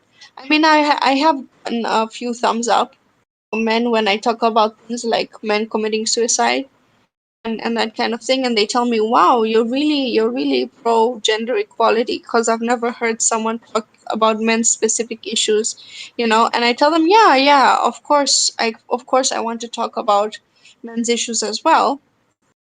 You know, so but yeah, I think it's an issue because of course no one wants to look, especially at this time in Kenya, no one wants to look like they're ignoring women's issues or anything like that, you know? Like I don't wanna whine or anything, but like these issues are so like tribalistic, you know? Because like for example, you could say, you know, I'm a feminist, you know, someone is like, why do you hate men? And then you're like, no, I'm a men's advocate too. And they're like, oh, why do you hate women? You know, like it's like people can't understand that you can genuinely care about issues without being um, like, against one gender. You know, that's what I find so difficult to understand. That's always the first reaction I get from so many people is that, oh, you're an MRA because you hate women. And just like you said, why does caring about men's issues mean I hate women? It's so strange. And everything you're saying really does kind of confirm to me the fact that this is happening in Kenya, completely different culture and country than the US. This is not new. Gynocentrum's universal. This is Zad, I think, was I think we posted that picture. It was a painting from India from the 1800s of a woman beating her husband with a broom, the smile on her face. So these things, the men's rights movement, it's a lot older than people think. There was, believe it or not, people think the men's rights movement started in the 60s. The men's rights movement started in the 19th century. I found a men's rights article written in the 20s. If I can find it. So this is not new. There seems to be some kind of inherent human, I don't know if it's evolutionary, I don't know if it's just a very slowly setting cultural shift or societal learned behavior, but there does seem to be some inherent nature in humanity. Again, the women are wonderful effect, the male disposability effect. But it's just so hard to reach people about this kind of stuff. Well, People just don't want to hear it. well, that's not true, but it's been like the case since civilization started. What's not true? Well, I mean, what you said, I mean, it seems to be more of a thing that emerged with civilization. Like, you know, tribal societies aren't like that for the most part. Some of them are. Yeah, some.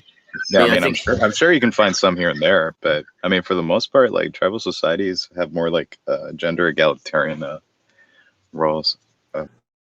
Do you think there is an? I'm not quite Do you, sure. do you I'm think a- there's? I mean, that's fine, man. You can look at the anthropology. You know, Do you it's think whatever. there's an inherent gap in empathy? Do you think there's an inherent male empathy gap? I mean, maybe not. But like, what do you mean by inherent? Like, you know, ingrained into human biology or something along those lines? Maybe. Yes, evolutionary. Well, maybe. I'm not sure how to. Like, if I answer one way or another, you know, how to fucking argue either way, how to fucking prove either way, right? Yeah, so I'm of the opinion quite strongly that the vast majority of the biases and the gender roles that we have come from not from any ingrained psychology, but from the roles of like sexual reproduction. So like a woman in the past before birth control like had to pick their partners very carefully, guard their like sexual purity very strictly, because if you end up, you know, just banging some random dude who's an asshole and then ending up being a homeless like woman whose like economic opportunities are so low, with a child, like you're fucked. You're so fucked. You're more fucked than like even a homeless person is generally. Okay, But- really fast. It's not a rule per se, you know, it's not written in stone, but to everyone, we do try and kind of keep the language a little bit more clean on these chats, because obviously we'd love Oh, it my to get. mistake. Sorry. Yeah, sure. It's not. Listen, when I'm off camera, No, believe I was me, taking on board. I was taking on board. Yeah. I appreciate you letting me it's know. just the reason why we have that is because, you know, we want it to get reposted and linked to as many places as possible, you know, so we always hope that this gets, like, you know, sent somewhere else and reposted on Facebook or Twitter, you know, so that's kind of the only reason why. Fair But enough. the way, see, the thing is, it's like the way I see it, it doesn't even really matter today. I mean, I guess it does matter in terms of how to solve it, whether it's biological or whether it's social. Either way, the effect is the same. So let's just say we do have this inherent thing, evolutionary. We still have to change it, and let's say it is purely social, and we still have to change it. So it's what it is. Well, I would argue that it was inevitable, and now with like, you know, birth control and birth control in particular, that those necessary gender roles and those necessary biases become less necessary. But yeah, there's certainly, like Pax was talking about anthropology. If you look at cultures that have just due to their diets, their like rate of reproduction is, they can control, they effectively have birth control because they just have plants around them that function as birth control. Then those societies tend to be like much more gender equal, and have much less like, well, the woman is the stay at home, she raises the children, and the tribe raises the children, and all of this, and like the man goes hunting and risks his life and so on. But just to give some pushback real quick to this idea that raising awareness is the largest part of this, I don't fully agree. I think that you need the awareness like in enough people to get enough people to engage in some kind of action, whether that's like voting the right way or pushing for policies or like starting charities and initiatives or even individual stuff or changing cultural norms. But there's a lot of like issues where we do have a huge awareness of it, and there are, you know, fantastic solutions that are like maybe known to a few experts, but there's no push for those solutions. So for example, like there are certain ways we could redesign like the UK justice system and how they charge sexual violence, that would like convict so many more people, that, you know, most of the sexual violence wouldn't even happen because those people that would do it over and over again otherwise end up convicted. But those solutions aren't pushed for, even though we care about sexual violence so much. We're so aware of it for women.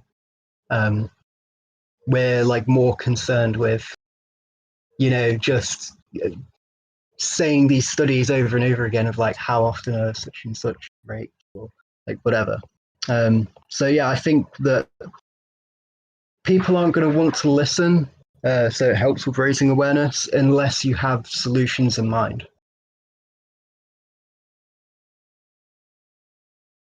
I mean, I do think that we are very much in the raising awareness stage of the movement, but solutions are something that I am hoping that people can suggest. I mean, it's just very difficult for us to suggest a solution and then enact it when the solution tends to be something that requires political support. Carry on, Kate. Yeah, we can't enact it, but we like have to know what it would be if we could enact it, and then that will give people a vision of hope that there is actually a way out of it. It's not just that we have these horrible problems that we're stuck with. I think Kate Well, I mean, had an answer. I think Kate had an answer to that. No, yeah, I was just going to say, Okay, I understand that raising awareness is well, it's just a first start, right?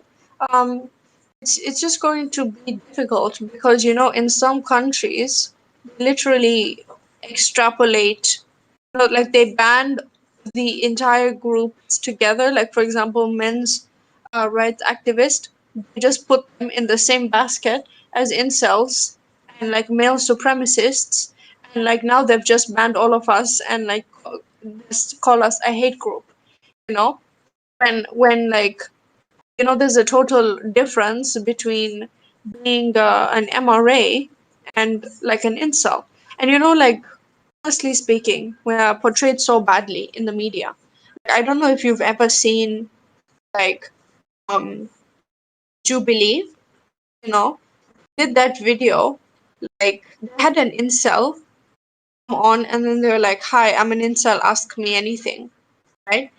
Like the same incel who was in that video, they put him in a men's rights activist versus feminist video.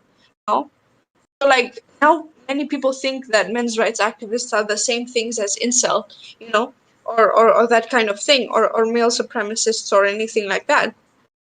Like very recently they've been portraying like Cassie J and Karen Strogan like really, really badly in the media. And like okay, I don't agree with Cassie J on a few things, but like Karen is she's not really that extreme or anything.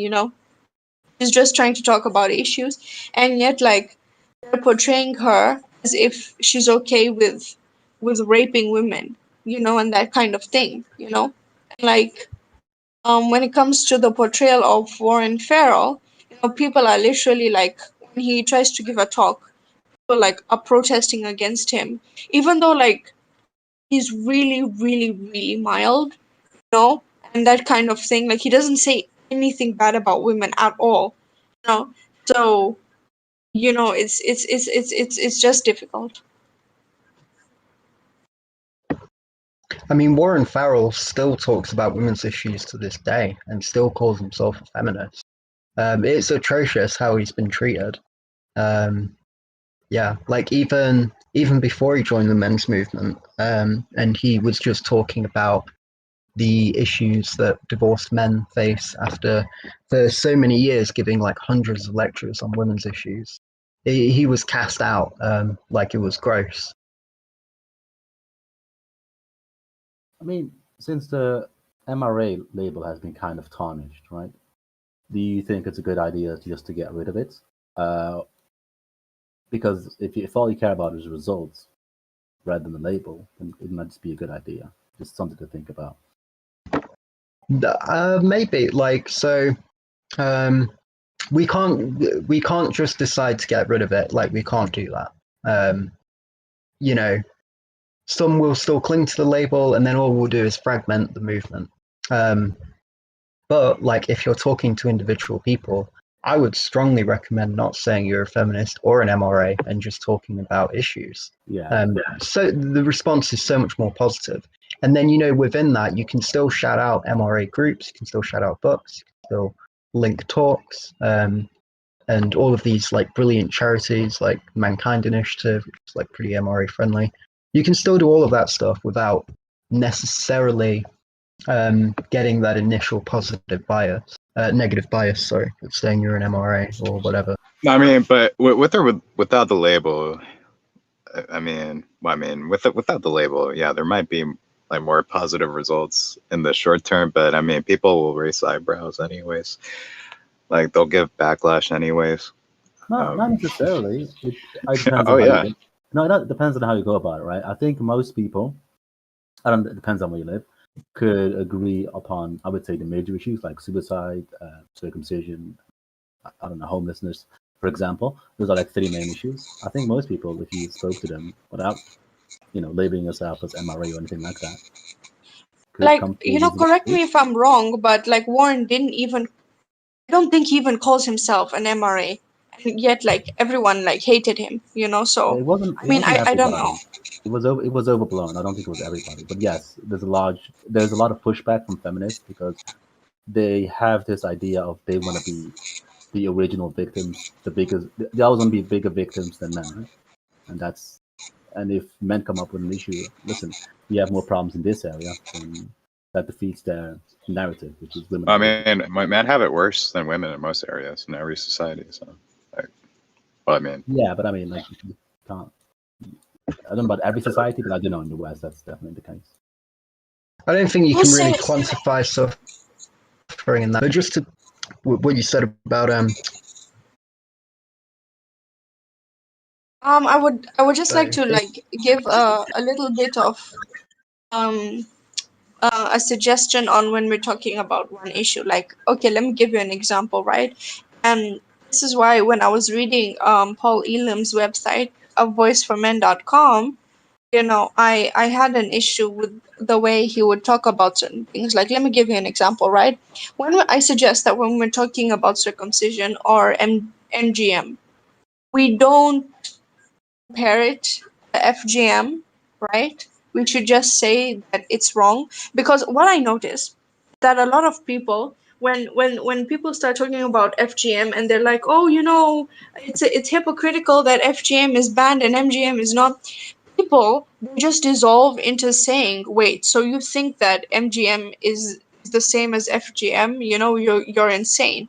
You know, that's what I see. So I think we should, Right. like, let me give you an example. I tweeted out hashtag end FGM on Twitter, and I had an MGM activist message me and call me a sexist, you know, because I was not saying end MGM too. And I told him it's not that I want people to be circumcised. It's just that hashtag was trending, you know. So that's why I was saying that, you know. And he was like, you know, like basically saying it's discriminatory to say hashtag end FGM, you know, like it's just a weird person, basically. Yeah. I can actually kind of tell you where I think he's coming from. It's exactly like you said. We're so used to having people react to us saying, "Oh, so you're saying MGM is just as bad as FGM?" My response to that is always, I wouldn't say that it's okay to cut off somebody's hand because cutting off somebody's head is worse. So I don't even get into what's worse or what's not worse. I just say it doesn't matter what's worse or what's not worse. You wouldn't say, well, if you have a broken ankle, you can't go to the ER because a broken leg is worse. Or it's okay to steal because murder is worse. It's a completely nonsensical argument. So he but was like, probably, are you excusing it or explaining it or both or what? what do you mean? Well, you start up by saying, well, you know, I think I understand where you're. Okay, yeah, no, let me get around to it. So I think that guy was wrong to do what he did, but he was probably kind of assuming that you were one of the people that I'm talking about, one of those feminists I'm talking about, because just because we're so used to that, he probably falsely made the assumption that you were one of the people who would kind of mitigate MGM or say, oh, circumcision is fine. So am I excusing it or explaining it? I suppose it's a combination of both. Obviously, he was wrong to do what he did. I mean, but I understand getting emotional about that issue because I've been guilty of that too in the past. well, I mean, I've run into similar stuff before. Well, I mean, I haven't been on Twitter lately, but you know, when I would talk about circumcision on Twitter, and I'd get you know, angry, deranged feminists, you know, getting upset that I was talking about male genital mutilation, not female. So It's an emotional topic. It's a very emotional topic. But it's like, yeah, you know, I guess I'm against this like habit of like, you know, intactivists or like MRA types going after like women when they're talking about women's issues, like because they do it to us.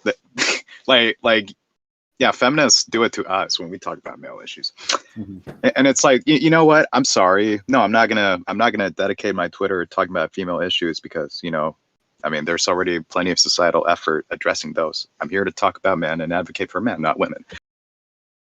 There is an interesting sort of trend in that occasionally I will get responses, people saying, why doesn't your account talk about women? And usually I just point to my name, but I mean, it's an interesting sort of thing where they want me to talk about women.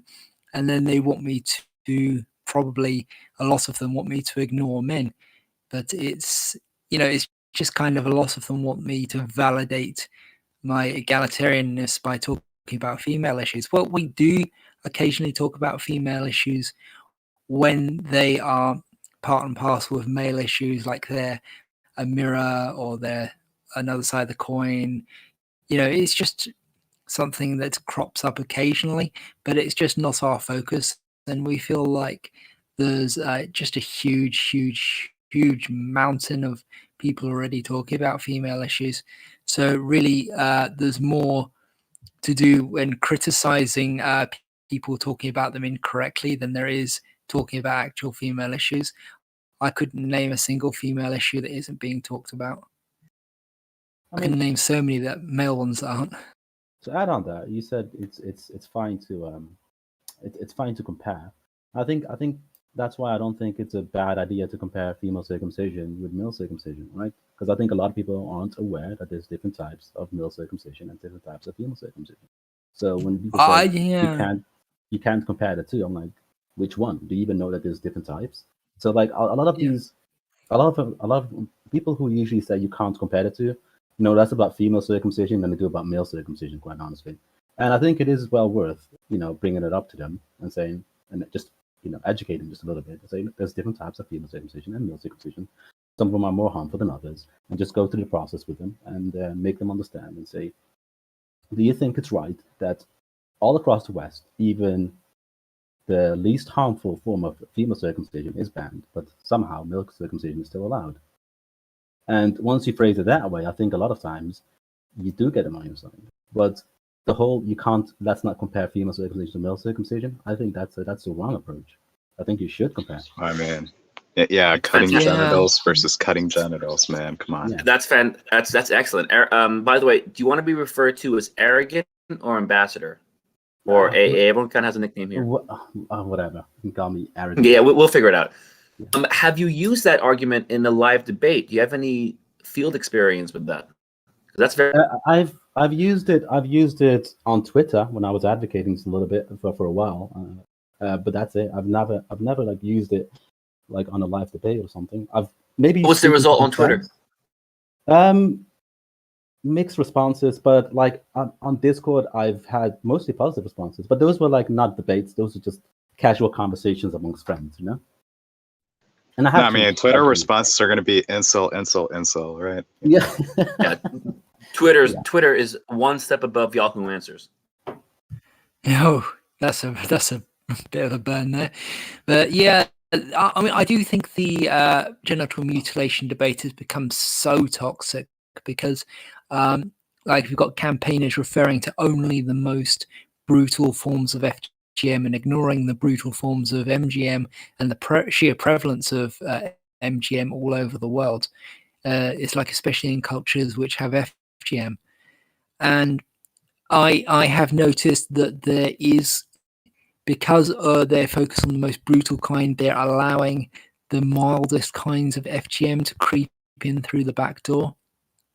And I feel that they're going to help make FGM legal by fighting against it purely because they define FGM as the worst kind possible. And we actually do have some citations about this on our citation list. And honestly, we don't want that either.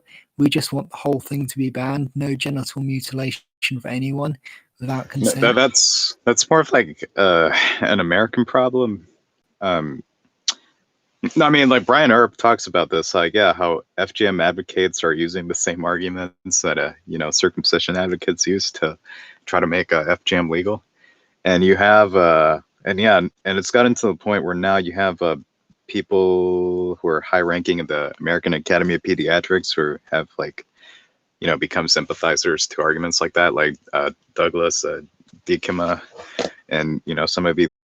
I think that it's fine to agree with feminists or disagree with feminists.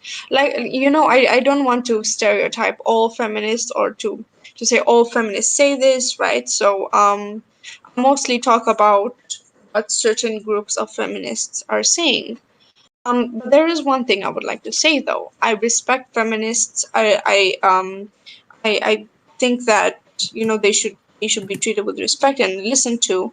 However, most feminists, and I think like 80% of feminists, or even more, especially academic feminists or really active feminists, they do believe in the theory of patriarchy and that men they do things. They've set society up in a certain way that benefits them at the expense of women, and many of them they do agree that men shouldn't be treated badly. When you usually bring up men's issues, they just say it's like male privilege backfiring, or male men get hurt by patriarchy too, but I tend to look at things from a different way. That society was not set up to benefit men at the expense of women, but rather um it's in many ways set up to benefit women, right? And I wouldn't say necessarily that it causes such a big rift, right? Because you could agree with someone that men committing suicide is bad and that kind of thing, but they'll say that it's because of patriarchy, when it's not, so that's what I feel, but at the same time, you can still respect someone's opinion without agreeing with them, I just don't agree with the opinion that society set up to benefit men at the expense of women. That's what I feel. Yeah, I mean, name me one society that operates that way. And I mean, it's become a situation when it comes to a patriarchal society where it's kind of become a little bit more situational, a lot more about the communities you grow up in. Like I tend to not try and go into these kinds of subjects because for other people, it may be a lot harder to see it as not being set up like that. But where I live and the life that I live and the religion that I live in, it is set up like that women are the lower half. They are the baby makers. The moment that a woman graduates from high school, they should be looking for a nice LDS boy who she can get married to and have kids with within a year or two after graduating. Oh God. So for me, I can't really sit there and say, well, yeah, it's never going to be like that anywhere. But it's kind of become clear that it's a lot more situational, and it's going to continue to be something that's might be only readily seen and obviously seen in smaller, tight-knit groups rather than as society as a whole, especially inside of the United States. I also wanted to say that when it comes to the people that constantly make comments, or people that are very extreme, that are running charities or running the campaigns or the special events that are specifically talking about whether it's feminism or MRA or BLM, anything like that, we kind of have to acknowledge the fact that the people that get listened to are the ones that speak the most, and the people that aren't afraid to say something controversial. Same reason that some people may not have liked Donald Trump. For example, I didn't care. It wasn't really much of my business. What I wanted was somebody who was going to run the country in a proper manner. What I didn't like was his open conversations and comments that he would post out on Twitter. And that's how he got people to listen to him. That's how he stayed being the subject of every person's conversation, was that he wasn't afraid to go out there and say and call what's the name of North Korea's leader again? I don't remember. Jong-un. Kim Jong-un. Jong-un. Thank you. That person. I'm having a brain fart. He called him Rocket Man. Like, extremely disrespectful. And, you know, and that's going to be the same way that it is when any other person makes a comment specifically about any kind of group or any kind of issue. The person that speaks the loudest is going to be the one that's heard, unless enough people are coming around to actively push back that and say the same thing of, well, that's not the case and you're being extremist.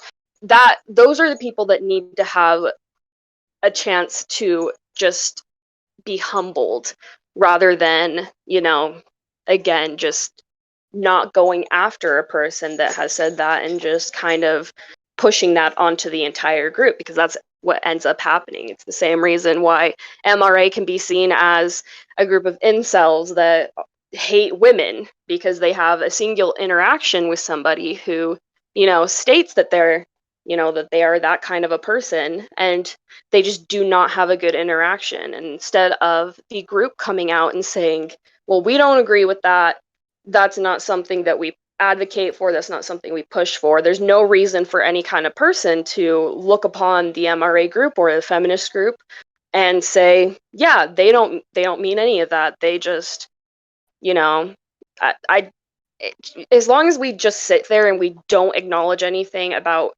why we may be seen in a horrible light, we're not going to be able to have more people in support of us.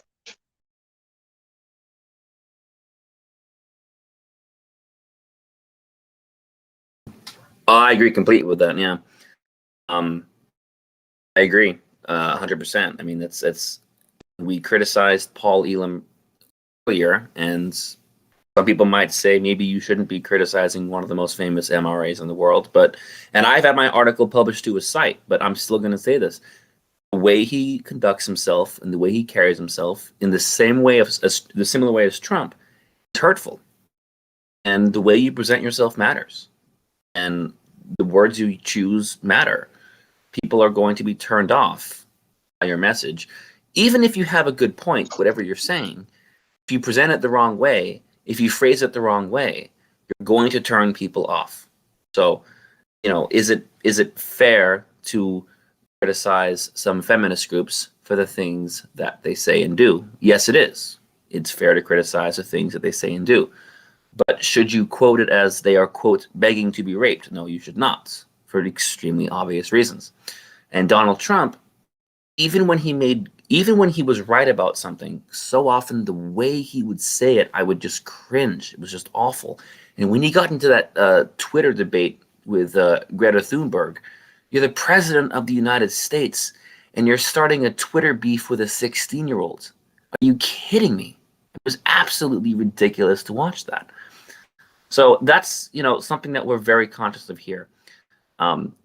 You have to be palatable, and you have to be professional, and you have to conduct yourself with a proper decorum.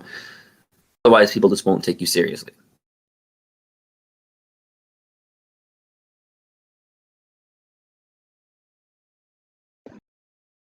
I just want to go back to something quickly that Dark Aisha, I'm not quite sure how to say it, and Equality for All talking about in terms of not making it a men versus women thing. So when I have discussions on like men's issues, I don't have discussions on men's issues. I just have discussions on issues. So I'll talk about sexual violence generally and have like a 20-minute conversation on the different ways, you know, people are impacted and like what can we do to help them. And that will include like, you know, the ways that men are mistreated by the justice system, or, you know, the it'll include like all facets of that. And if you're known as a person who talks about the issues of all groups, and that's not just men and women, that could also be like elderly or the disabled or like anything, then you're not going to be viewed with this suspicion when you start talking about men's issues quite so much. So that's just, yeah, something to consider. Like maybe when you want to bring up a men's issue, maybe just talk about the issue generally and still bring up those points as well. I mean, yeah, I entirely agree with that, that, you know, if we come to this as saying we're going to talk about this issue and not say it's a men's issue or it's a women's issue. And, you know, we talk generally about a bunch of different subjects, then there's no reason for anybody to assume that we specifically only talk about one thing. It's the entire reason behind my name. I have equality for all. I have a fist for BLM. I have a mother and a baby for, you know, pregnant women who have issues in society with breastfeeding. I've got a sign for men, I have a sign for women, and I have a sign for children, you know, because I brand myself as being somebody who genuinely cares about researching different topics. And even if I get into an argument with someone about something, I go back and I go and do more research to try and see if I can find anything to allow me to agree with them on something, to allow me to completely understand what their points are. That's the entire point of a discussion. That's the entire point of having any kind of interview with somebody, or just talking to someone. If you have that kind of an argument, the entire point is to go back and to learn from it and to learn what more you can if there's something you genuinely don't understand, you know. But there's obviously a very clear line from a discussion and just arguing and being rude with one another. You know, I've done debate my entire high school time. That, you know, I started off as a freshman and went through my senior year doing debate. And while it's an organized discussion, that is the entire point of it. Because while we're sitting there and we're arguing, you know, because I did Lincoln Douglas, we're sitting there, we're arguing against each other and we're trying to prove each other wrong. But the entire time we're never disrespecting one another, because the entire point of the debate is to see the different sides of an issue. And even when you're in debate, you don't get to just do one side. You don't just get to do the affirmative where you are for that issue, or you are, you know, you want this issue to be gone. You don't always get to argue that. You also have to argue negation, where you go and you have to go and research stuff that is going to be against your own personal ideology of that subject. That's entirely a point, like, important. And I get some people, you know, you're not going to convince everyone, but the point is that you at least make an effort to listen to what they're saying, acknowledge what they're saying, and have a discussion on what each person's saying. It's also why they offer like cross-examinations when you do like professional debating and periods, to just be able to speak upon the other person's issues, so that way you can point out what they might have said correctly, what they might have said wrong. The whole point is, although you try and prove each other wrong, in a certain sense, you're also finding an answer, I guess, to say that works for the both sides.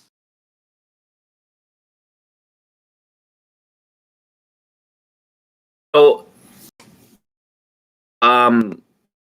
probably going to be closing this down pretty soon. We're going on over 3 hours. This was probably the longest chat I think we've ever had. Kate, this was a phenomenal interview. And I know the last hour was kind of more free discussion, but the first 2 hours were some of the most informative of my entire life. Thank you so much for doing this. I absolutely want to do a video interview with you in the future for my YouTube channel. And I can go back and listen to this and kind of pick out some questions so we can kind of, you know, have a more organized structure. But this was amazing. I mean, the information you have is absolutely amazing. This is really, really cool. I think this is the first time I ever remember an African country being the discussion of the men's rights movement. It was just absolutely fantastic. So thank you very, very much. And this is going to be posted to YouTube. I think people are going to really like this one.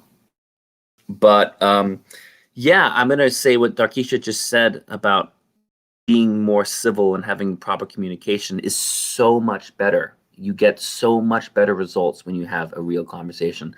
Just look at how my debate with Sam Cedar, how many of his own fans turned against him for the way that they treated me.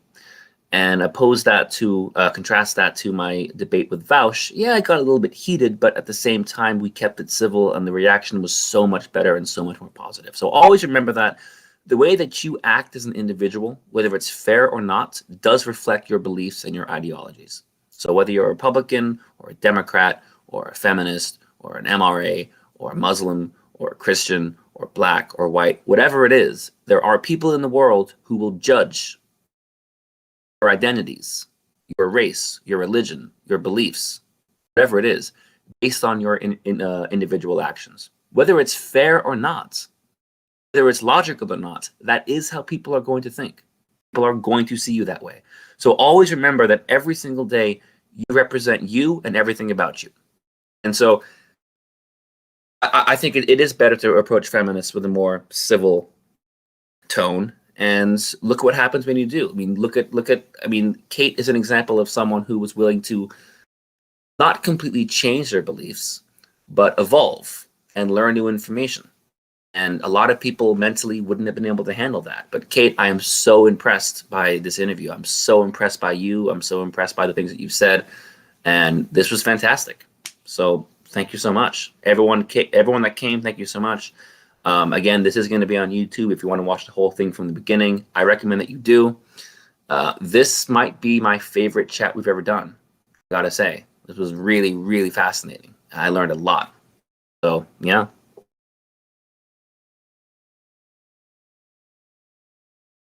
Yeah, I'd like to say thank you too, and it's been great having you. If anyone wants to do a similar thing or can nominate somebody who wants to do an interview on here, we can set something up. Please just DM one of the staff and they'll get right back to you, and we can, get you on a Friday stream, or if you can't make it, we can do something else. We're very flexible in that regard. Would you guys be interested in Eric Clapper? In who, sorry? Having like some kind of interview with like Eric Clapper. I'm not sure who that is. Who is Eric Clapper?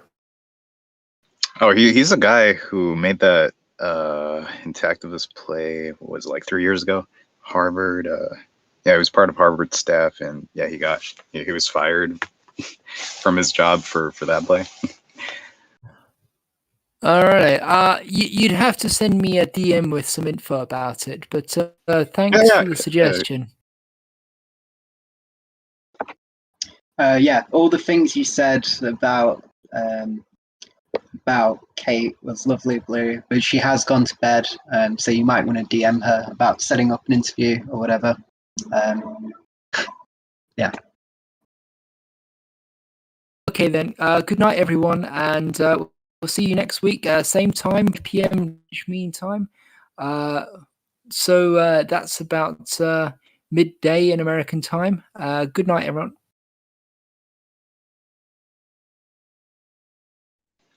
Cheers.